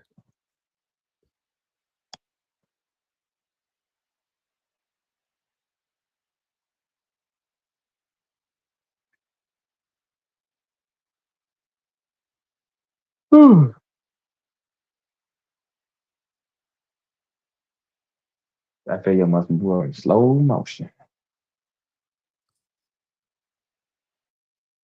Oh, wait a minute. Am I even playing it? I don't think I even put it up. Oh, shoot. Yeah, if I was wondering, if I was like, that video going slow motion. I was like, wait, where is that? Okay, here it is. All right. What's up, Tom Run? I see you joined us, right? Yeah, I'm here. All right. Let me go ahead and get this in this proper place, I think, right here. And we cover the worst of the worst. It's almost like we've built up coping mechanisms. Never have I seen him react like he is here. As I've been doing this for years, only a few things stick to me, but this one's going to stick. There's no visual behind it, so it's locked in a different spot than the visual ones. He wanted out of the courtroom immediately. I was talking to you earlier. I could just tell by his body language, when people's feet are facing towards the door. He was talking this direction, but you could tell his lower torso is in the opposite direction to get out of there. So he actually left when they started showing the clothing. I don't know, he left before they started showing that. So he had his time where he's he didn't want to see any of this or hear any of this. He said the call was only about 2 or 3 minutes, but it was graphic. So the call starts off with him talking and kind of having his wife in the background. Obviously, you can't see anything. It's just a 911 call. And he's talking to his wife, and you can hear his wife. You could tell that she had some liquid in her throat, as far as she was kind of the way her voice was coming out was more of it was more sounds than actual words. And he's like, oh, what do you mean they're in the basement? And so he heads down to the basement, and this is where you just hear that first sound. I wouldn't even want to even try and I couldn't even want to even try making that sound. I don't, but it's the sound of somebody's heart breaking, that's for sure. And he's going through the room and he's talking to dispatch, but he doesn't have the ability to actually say full words. So you can hear maybe he says the first name of his baby, and then it's just more vowel sounds.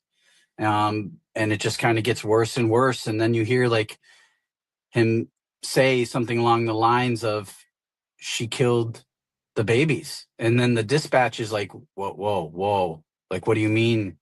You hear the dispatch talking to somebody else in the room around him or something. She killed the babies. And then, I'd have to say some of us, including myself, might even blacked out to what we were hearing. Cause I'm having trouble, recalling some of it because of, I can just hear his primal scream that he was making. It really kind of shocks you when it hits you. Richie caught this next. Yeah, that like that. So, goodness gracious,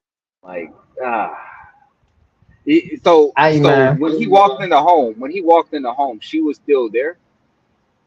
Yeah, she was there, but she I would have been charged for murder. She was messed up. I would have been charged with murder too. Yeah, I would have been. That's what I'm saying. For me, this is where I have to go on reality. This is why, like I said, I'm not the nicest person. If you harm my kids, this is anyway. This is for anybody. Repeat this, anybody, right? And these hands is for anybody. You harm my kids, you need to be running.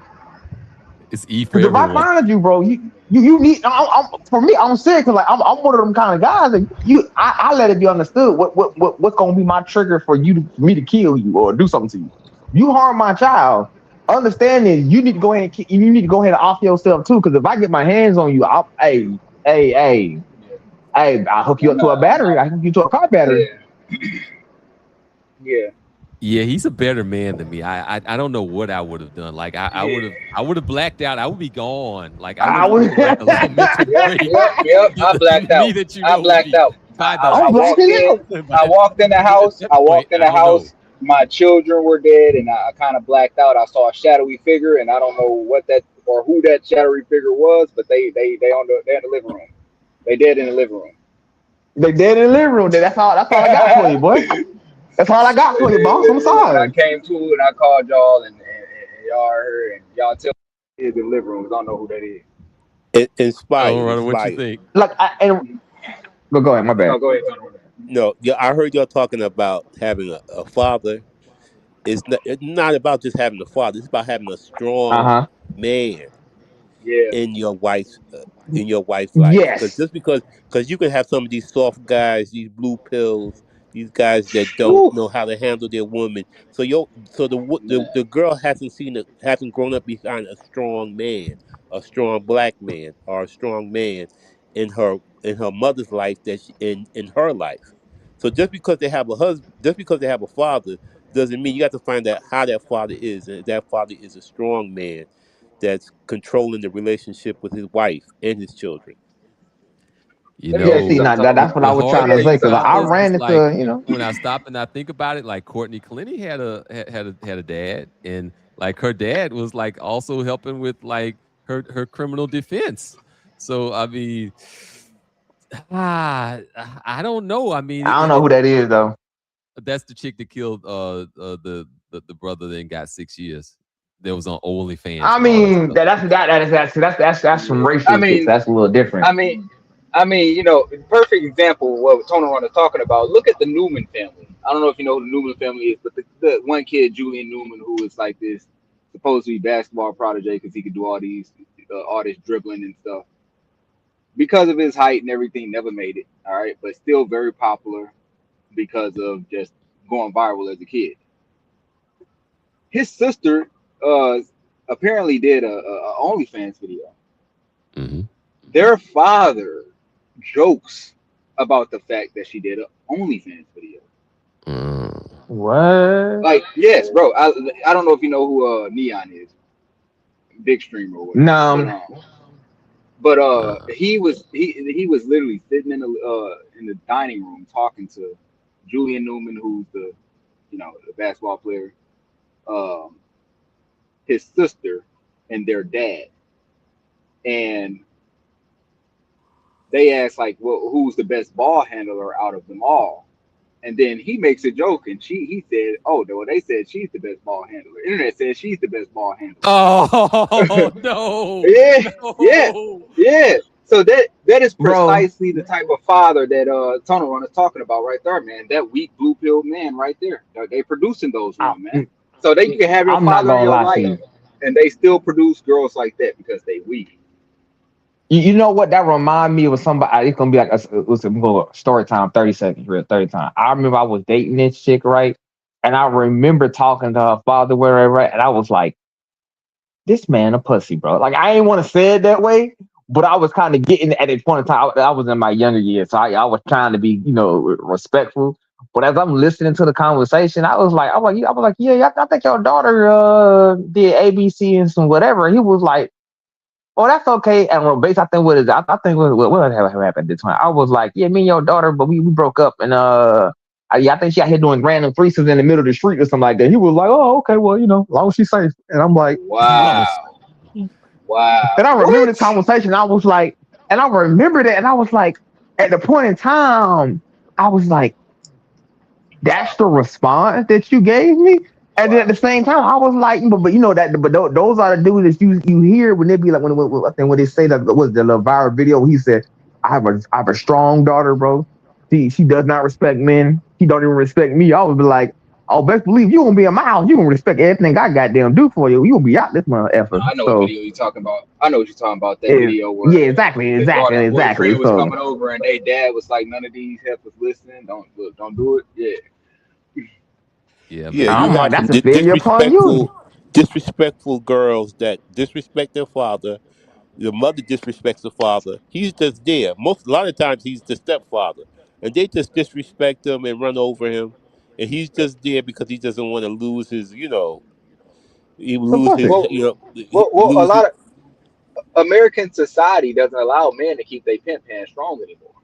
Mm-hmm. Okay, Shit me. but it allows. But check it out. Check it out. It allows women to let a woman's child talk crazy to her. You best believe she gonna knock that child's head off their shoulder, right? That's not really seen as child abuse. But let a woman talk crazy to a man and he pop her in the mouth. All of a sudden, it's abuse. See, I ain't got Yeah, no problem yeah. with it though. Like I said, maybe I'm a little bit more ruthless than the average person. Cause but I look at it like this thing. Hey, if I came back, you can't be in my house. I'm gonna be for real with you. It's like this. If I can't, I know that sounds crazy, but I'm gonna be honest with you. If I can die for you, I can backhand you. You better be cool with it. If you got a problem with that, then you can't be in this house. I mean, That's what I look that's at. a If good I can question. die for That's a you, good I can question. backhand you. That's a good question that men should ask their women. Well, hey, if the children disrespect you and you tell them, hey, watch your mouth, and they keep going on, what are you gonna do? What you gonna do? You gonna What you keep letting them gonna run their do? mouth? What you You gonna gonna let them keep do? running their mouth? Okay, so if you don't let the children, run their mouth to you like that, right? Without getting Yep. popped in the mouth, right? Well, why do you expect the man who is at the top of the hierarchy in the home to take that shit from you? It's like another crazy thing. Like, what about those households where they do just let the kids like talk crazy like that? Like, and that's a thing, a dynamic that I see that occurs sometimes too. Yeah, yeah. Hey That's like man, entire Hey, you like gotta chaos watch. You because gotta watch it all. You gotta watch for everything. You gotta watch for it all, and you gotta protect yourself at all time. When you see something, when you see these red lights, don't keep on going. You gotta check. You gotta check them, see where they're coming from, what they come at, what their mindset is. yep. Hey, but I inspired. don't Let me know. just tell you one more thing. My wife drove my car and got me my pizza that I love, and she drove hey, back. Okay. hey, bro, we getting tired of you already, That bro. pizza, man. Like, I mean, I'm y'all getting could have tired been of you all over already, the place goddamn. trying to I'm find getting that tired of you, pizza, Felix. man. Coming out here bragging, we all out here in hell. He out here bragging. He was like, "Hey, you know what I'm saying? This water out here good, but y'all people down here in hell. Yeah, you want some Nah, ice water? I had You want some ice pita I cream?" bread think for dinner. I think I'm there with you today, Tony Run. All right, My lady all done right. made some. I was gonna say my lady done made some chicken cannellonis. Oh, Oh, okay. I'm shooting and putting holes in all y'all Negro tires, bro. Ain't nobody coming to work tomorrow on time, goddamn. If I can help it, keep playing with me. Keep playing with me. Yeah, all right. no work on time. I tell Ronald, I don't know if you got to see like the lead-in video first, but that clip with the white guy talking. No, Let me go. I didn't get to see that. Okay, let me go ahead and play it real You're a quick. white man dating black women in this country right now, your life is in danger. The reason why no one is ever talking about this is one, because it's the least common dating dynamic and racially, and two, because the only people who feel like they have the platform to talk about it are black women. But I believe I have the platform to talk about anything I want, so I will. If you're like me and you date black women, you need to have a firearm on you at all times. You need to have a concealed carry with you at all times. The reason I say this is because when I bring a black woman with me in public, I can't tell you how many times I've been threatened. I've had black men attempt to intimidate me, attempt to stare me down, and act completely inappropriate and violent towards me just because I have a black woman with me. Oh, okay. Now let me also go ahead and play this because that he had reminded fired me a of this. gun 15 or 16 times at one of the victims. 19 right. years old in 2014. According to authorities, King Von was at a party when a guy named Malcolm Stuckey was steady eyeballing him. King Von must have taken offense to this because he then grabbed his friend Michael Wade and left the party in a gray vehicle. Around 45 minutes later, King Von and Wade returned to the party, but parked in an alley near the home. The two then got out of the car with loaded guns and headed to the front of the residence. Malcolm Stuckey and two other people were sitting on the front porch when King Von and Wade opened fire on them. Stuckey and the other man fled down LaSalle Street, but both ended up getting shot. The other man on the porch was shot as well as he was attempting to run inside the home. In the end, 3 people were critically wounded, but Malcolm Stuckey unfortunately got shot in the head and died later that day. After the shooting, King Von and Wade ran back to their car and fled. Both of them ended up getting arrested days later. During the investigations, over 20 shell casings were recovered, and Wade even admitted to police that he had fired a gun 15 or 16 times at one of the victims. King Von, on the other hand, refused to talk to the authorities. The two were held without bond and were facing life in prison for charges of first-degree murder and 2 attempted murders. After sitting in jail for 3.5 years, the trial finally began. The trial lasted a total of 5 days, and the outcome is, honestly, surprising. Wade got sentenced to 28 years in prison, while King Von was acquitted of all charges. Yeah, so those two kind of like reminded me of each other. It's like, okay, so this guy is talking about needing to have that firearm so that because a black man might look at him funny, and then the other one is Von blasting somebody because allegedly blasting somebody because of them looking at him funny. Ain't no alleged. Ain't no alleged. I Ain't no alleged. Don't. I gotta say that. We ain't got. We ain't got. No. He got plenty of other murders and shit on his record, bro. Like he said, he got about 100 bodies. So we ain't got the alleged nothing on that man, bro. We ain't got the alleged nothing. He got Hitler status. Yeah. But see, it's like this. It's like the same archetype. Yeah, I see it, that this guy has like white skin, but he's still on some that same delete black men thing, you know. It's still that same evil spirit that's conducting itself, you know, through this same conduit. And then on top of it, it's like packaged along with all of the racial animus that we have along with it as well. It's like layers upon layers of anti-blackness. Yeah, No, I mean, see, I look at the white man a little differently. But go ahead, my bad. Go ahead. Continue. No, I just want to see the white man is just doing what I would call standard patriarchy. You see what I'm saying? Right? How you gonna say continue? How you gonna say continue and then keep going? I know, but go ahead, let him go. You're in the flow state. Nah. No, my bad. No, but the white man, he just doing standard patriarchy. Hey, bro, you know, I'm protecting the women that's under my covering or whatever, right? And the problem is the average black man don't understand these PPPs, or I like to call them, is under his goddamn protection. Yeah, that's the problem that y'all don't understand. Like, I don't have this animosity for I got animosity for the white dude. But I understand where it's coming from because he see a better quality males over there, and the females from his group and another groups is not like looking at them like, oh, that's a better option. And he trying to do whatever he can. But the thing is, he ain't got the lie, Craig. I'm saying, you just want to throw some bullets. You ain't got to hide behind black women. Just say, I want to throw some bullets. That's just my only thing. That's just my only part about it, man. If you feel so, like as we say in Atlanta, if you feeling froggy and you just want to leak, then go ahead and leak, my man, because I'm pretty quick on the draw myself.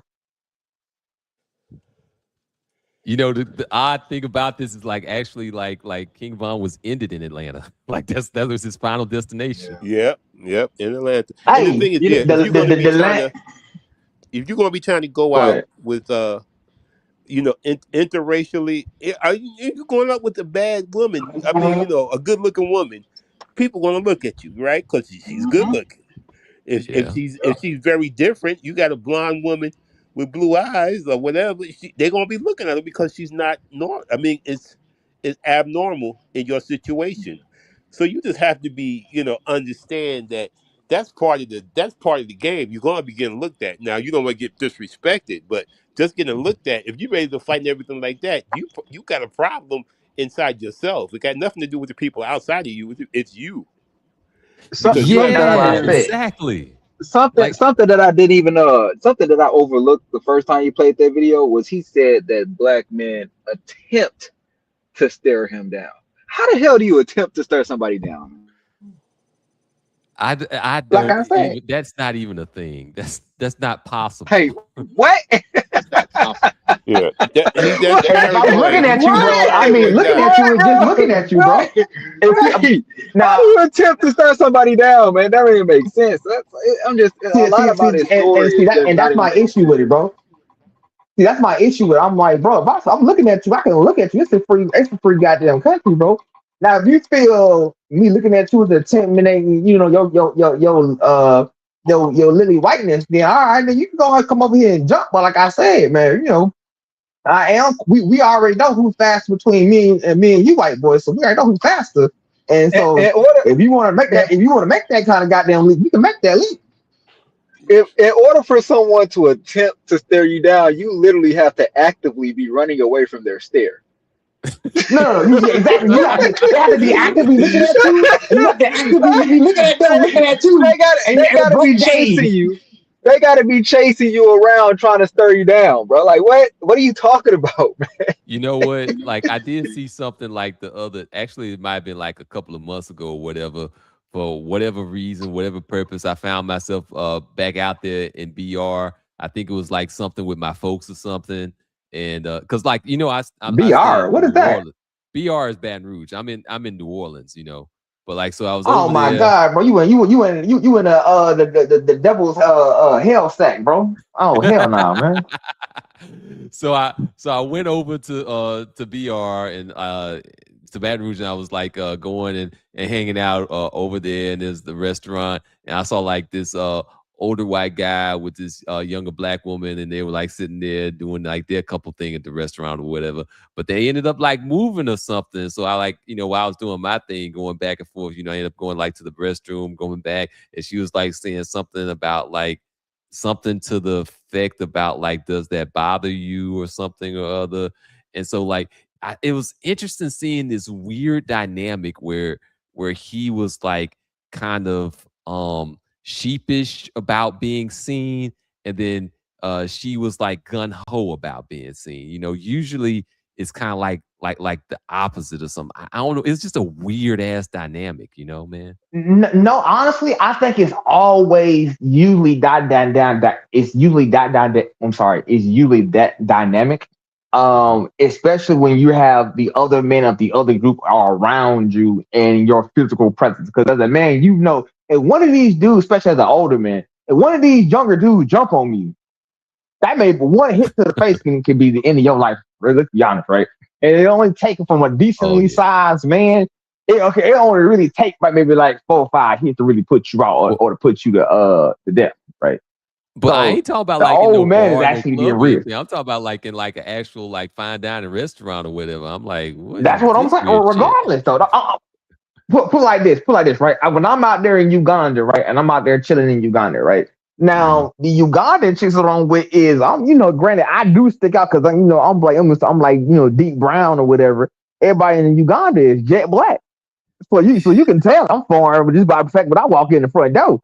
So sometimes guys be kind of they kind of hit you with the they say all those slick things in Uganda. I don't really be too much, but be busy about that. The girl that I'm usually with, she like they keep saying something to me, or they whisper all the foreigners still in our ladies, and I be like, hey, for me, I don't really have no F about it because I know I can protect myself.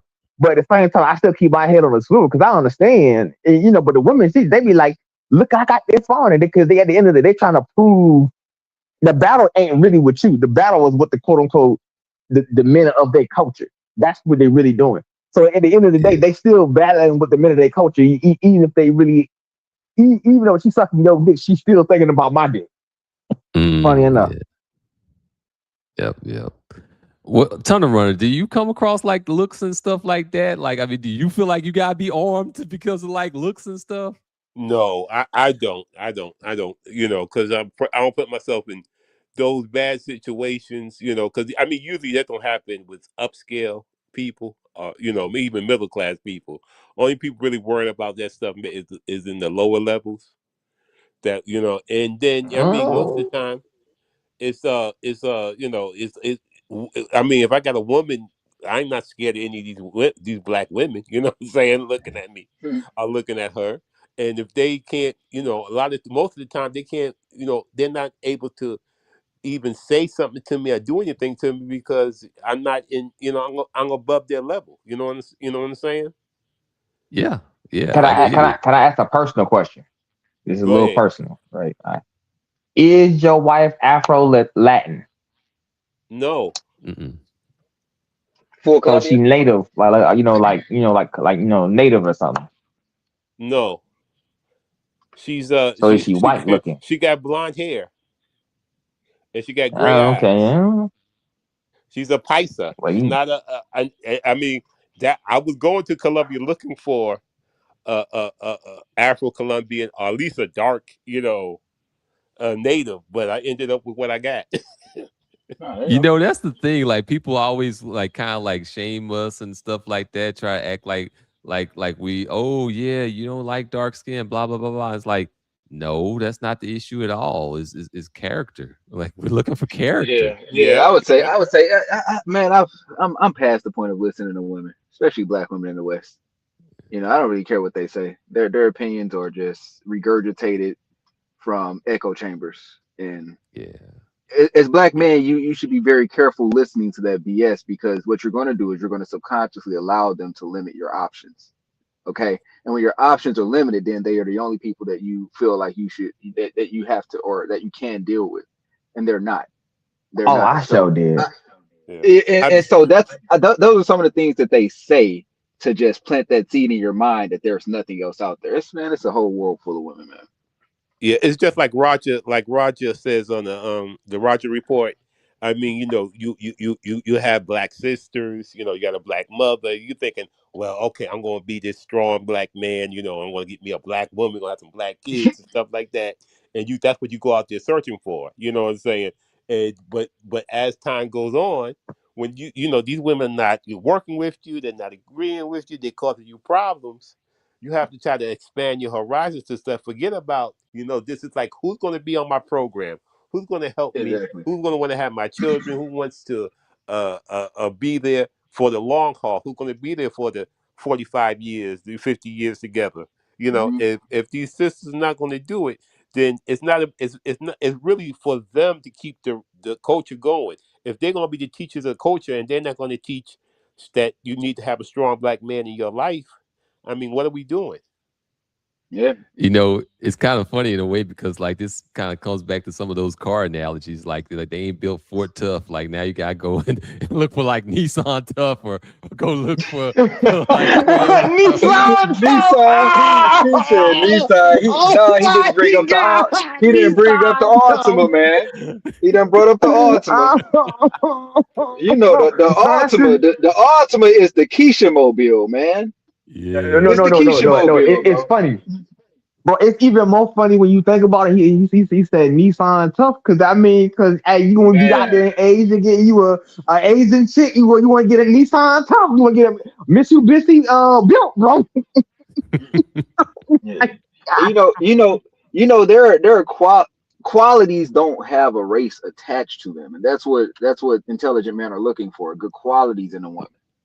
And that's not confined to black women, right? A lot of men are still under the thought process that, Illusion. yeah, they're still under the thought process that, my only options to get respect, to get obedience, to get submission are black women. No, it's not. It's not. Those are abstract things, man, and it's not confined to black women. So when you see that mostly black women aren't showing that and giving that, go somewhere where they give that, because that's what you're looking for as a man. Speaking of some of this, for anybody who didn't catch this one earlier, I'm going to go ahead and play this clip. I'm going to make sure that I started from the beginning because the detail there is what, I mean, when I listen to that and listen to it clearly, it's mind blowing. Let me get it up here and let me start it over from the beginning. Let me start it over from right here. This video masters Right. time. Email address if you want to. New at 6, one of the There four it Fort is. Lauderdale police officers fired in a racist text message scandal spent the day fighting to get his job back. He brought a witness to an arbitration hearing who he claims proves he's not a racist. CBS 4's Gary Nelson is live in Fort Lauderdale with more. Gary. This white police officer fired over alleged bigotry appealed that dismissal today. It might not have hurt that he had help from his black girlfriend who testified on his behalf. Fired Fort Lauderdale cop Jason Holding trying to persuade an arbitrator to order him rehired. An uphill climb after these racist photos of the president, of blacks being attacked by police dogs, even mock on-the-spot executions of minorities showed up on the cell phones of Officer Holding and 3 other cops. Holding got help today from his African-American girlfriend. They became an item after the allegations against him surfaced. There are people that make mistakes. There are people that say things that they don't mean, and he's a cop. He shouldn't have said the word. All right, let's just pause that right there. As a matter of fact, let's leave that right there. Like, did y'all catch the part where they said that they became a couple after? After? Yes. Yeah. That's the first time my ears heard. I was like, after this? See, it's. I mean, and when Roger says stuff like black women are white supremacists, some people think that's such an egregious. y'all stealing my shit. Hold on, that's my word. that was you? That's my phrase. Okay, y'all well, niggas, see y'all, all right, well, hey, y'all niggas be if you coined stealing it, my shit. And don't give me no credit. if you coined it, well, we're gonna put that in its proper place. Well, like usual says, black women are white supremacists. When she heard that officer call that black man dead, it did something to her, man. It did something to her, man. You know, it turned her on.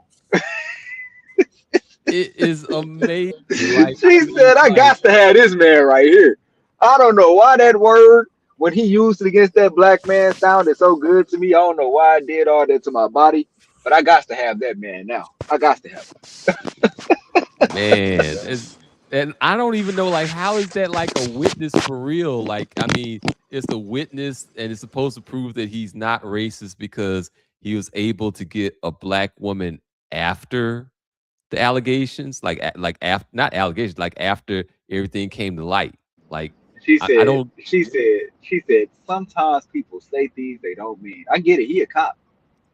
He ain't supposed to say that, but a little Freudian slip every once in a while never hurt nobody. Yeah. And you see how disrespectful she not his wife. She gonna let her boyfriend, not his wife. They won't marry her. Then he's not gonna marry her. He's not gonna respect her enough to marry her. But she's gonna still allow herself to be used.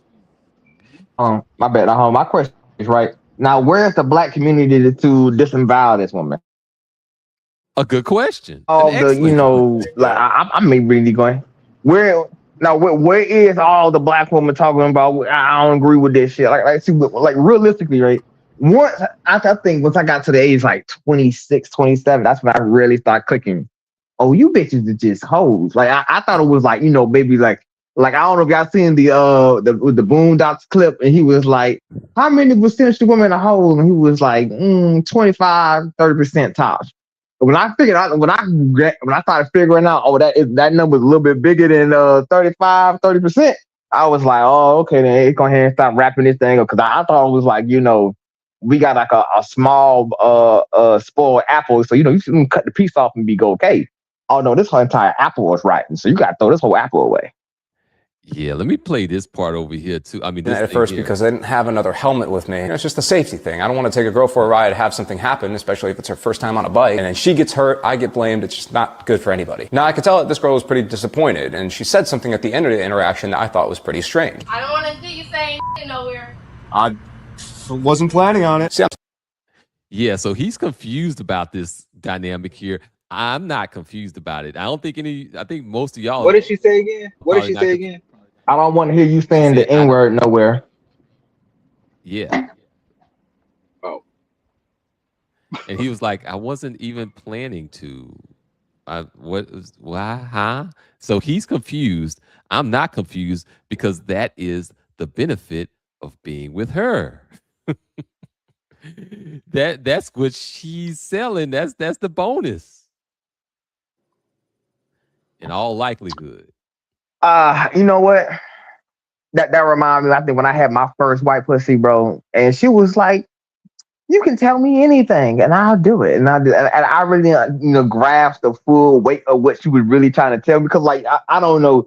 I guess as a man, unless you like really versed into like how debaucherous women really are, you kind of like dealing with them with like with the gloves kind of halfway on kind of thing, or the kid gloves as we say. But once you really understand how debaucherous this creature is, it's like, oh Lord.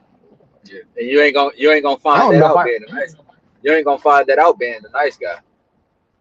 Oh no. You really won't, but I ain't gonna lie to you, man. Once you take them gloves off, though, and you do shit that the nice guy ain't doing, oh, you see a whole different side of him.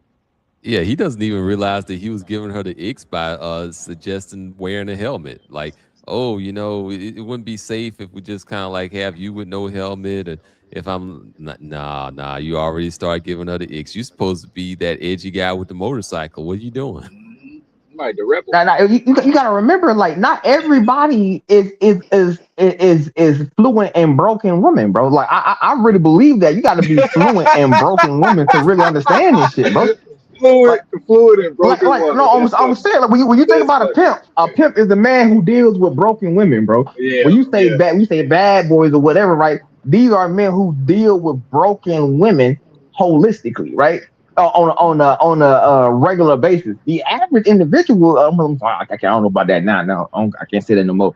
But a lot of men, I don't know. I can't even say that no more. But you are raised in America, right? Let's say from the early early 19. What time I was born? I ain't gonna tell my age now, but you was born in a certain age range. You wasn't born with broken women. Or the level of broken woman wasn't that much, but nowadays this shit is just Well, here's another thing about this. Hey, but your mama got an OnlyFans and the sister got an OnlyFans. Yeah, I mean, there's that, and then there's also that we're in the era, the post 50 Shades of Grey area too. So I mean, yeah, that had an impact. The same books and all of that. Mostly in the white woman space. Mostly in the white woman space for that. I think that it trickled down into ours too. No. Don't women read the same books? No, it trickled down over the planet. Yep. Oh, they got it. It trickled down over the planet because I've had women from other countries tell me that shit. I had women from Kenya talking about I want some 50 Shades of Grey things being done to me. So when I tell you, like the thing is, like for me having like this such a worldly experience, I can tell you this shit was a worldwide phenomenon. Just like when feminism came out, it's a worldwide phenomenon, bro. So I had Japanese women talking about, see what I'm saying, burn me with wax. I'm like, what you mean? Why you think I'm gonna burn you with wax? Do I look crazy to you? But see, you as a black man have to be you have to respond to this, because remember, when something happens, you are going to be responsible. So when that woman falls off that bike and gets hurt, and then all of a sudden you can get sued and all this stuff can happen. If you got stuff, you have to be careful about because you have something to lose. See, now this is that's why turn around. I figured out. Turn around. I figured out the way to handle that situation is you always give them a fake name, and if she falls off that bike, you keep going. That's how you fix that problem, bro. That's how you fix that problem, bro. You always give them fake names. What's your name? My name is Usual Business the Fifth. You don't let her know where you live. And don't let her know where you live at, girl. Girl, and I come at this hotel from time to time. So I'm saying I want you coming to my place because my place is awful. So you want to meet me at this hotel, and my name is Usual Business the Fifth. You're gonna get a lot more out of them. You're gonna get a lot more out of most of these hoes doing that too, because they love that mystery, man. Ooh, yeah. They love that mystery. Really, because I had some friends with that choking stuff going on with the white women, and he had some flight attendants. He always got himself in a bad situation. Oh, it's with the black women too now. I mean, so you got to be careful that you don't go overboard, and they wake up and shit. Oh man! Hey, bro, you gotta choke them. You got. I'm telling you, as an ex-EMT, you got to have your defibrillator right there under the bed. If you won't be doing that shit, bro. See, I come prepared though, bro. Lord I have think I've mercy. been with a rookie, bro. I've been out here in the land for too long now, bro. I know some things. Man, Hey, maybe I don't don't know. It tell us sounds too like much. Don't tell us too much of what you know at Atlanta now. Hey, bro, I done seen some. I said I seen some horrifying Yeah. things out here, Hey, boy. hey, I tell people all the time. I say in Atlanta, every man shouldn't date anything but single mothers. Yeah, boy, I wouldn't even date single mothers out here, bro. Atlanta is a You place got, that you don't. It's a petri dish, bro. Like anything that's walking around in Atlanta, if you can't verify it, and I mean verify it that day of, you don't fuck it, bro. that's how you verify right there. You That's got what you doing in kids. Atlanta, bro. You got kids. All right, cool. You got kids. Nah, bro. I don't think y'all seen the video that was when some lady got caught. What was it? She was like, "I'm a single mother and I got 2 types of herpes. I'm working on the third. I'm sitting here like, bitch, I only knew it was 2. So what you mean you working on the third? Like, I mean, hey, At y'all, least, no, but hey, you gotta get tested that they got day. in the laboratory or some stuff. look. At least if she got kids, you know you're My dealing with a mother. coochie, my coochie, At are least if she breathing got back free kids, you for know you're dealing with a diseases. mother. Well, that's why I Oh, took my butt to the airport and flew down to South America, got my work, and brought it see, back to see what I'm Orlando. saying? See what I'm saying? There you go, bro. That's how you do it, bro. See what I'm saying? You go get your coochie from outside this environment, bro. You out here choosing this thing from inside the environment, boy. You may get what is it, black chlamydia and stuff like that, and hey man, Oh man, black gonorrhea. That's what it is. but black I ain't gonorrhea, never bro. heard of that stuff. Like, what is it? Hey, bro, I think that it's in one of these black chick coochie, bro. It was incubating. Yeah, I think that might be the one where I would close out. I'm in the industry. We Yeah, maybe talk about Hey, get it's the time to food go. control. It's time to go now. Yeah, it's time to get You're out of gonna here. make the man lose his channel. I'm so Peace out, sorry. y'all. I didn't If mean to y'all do it, It's dog. time industry to I'm go. so going sorry. live, Hot we sauce behind started the it. Hot scenes. sauce.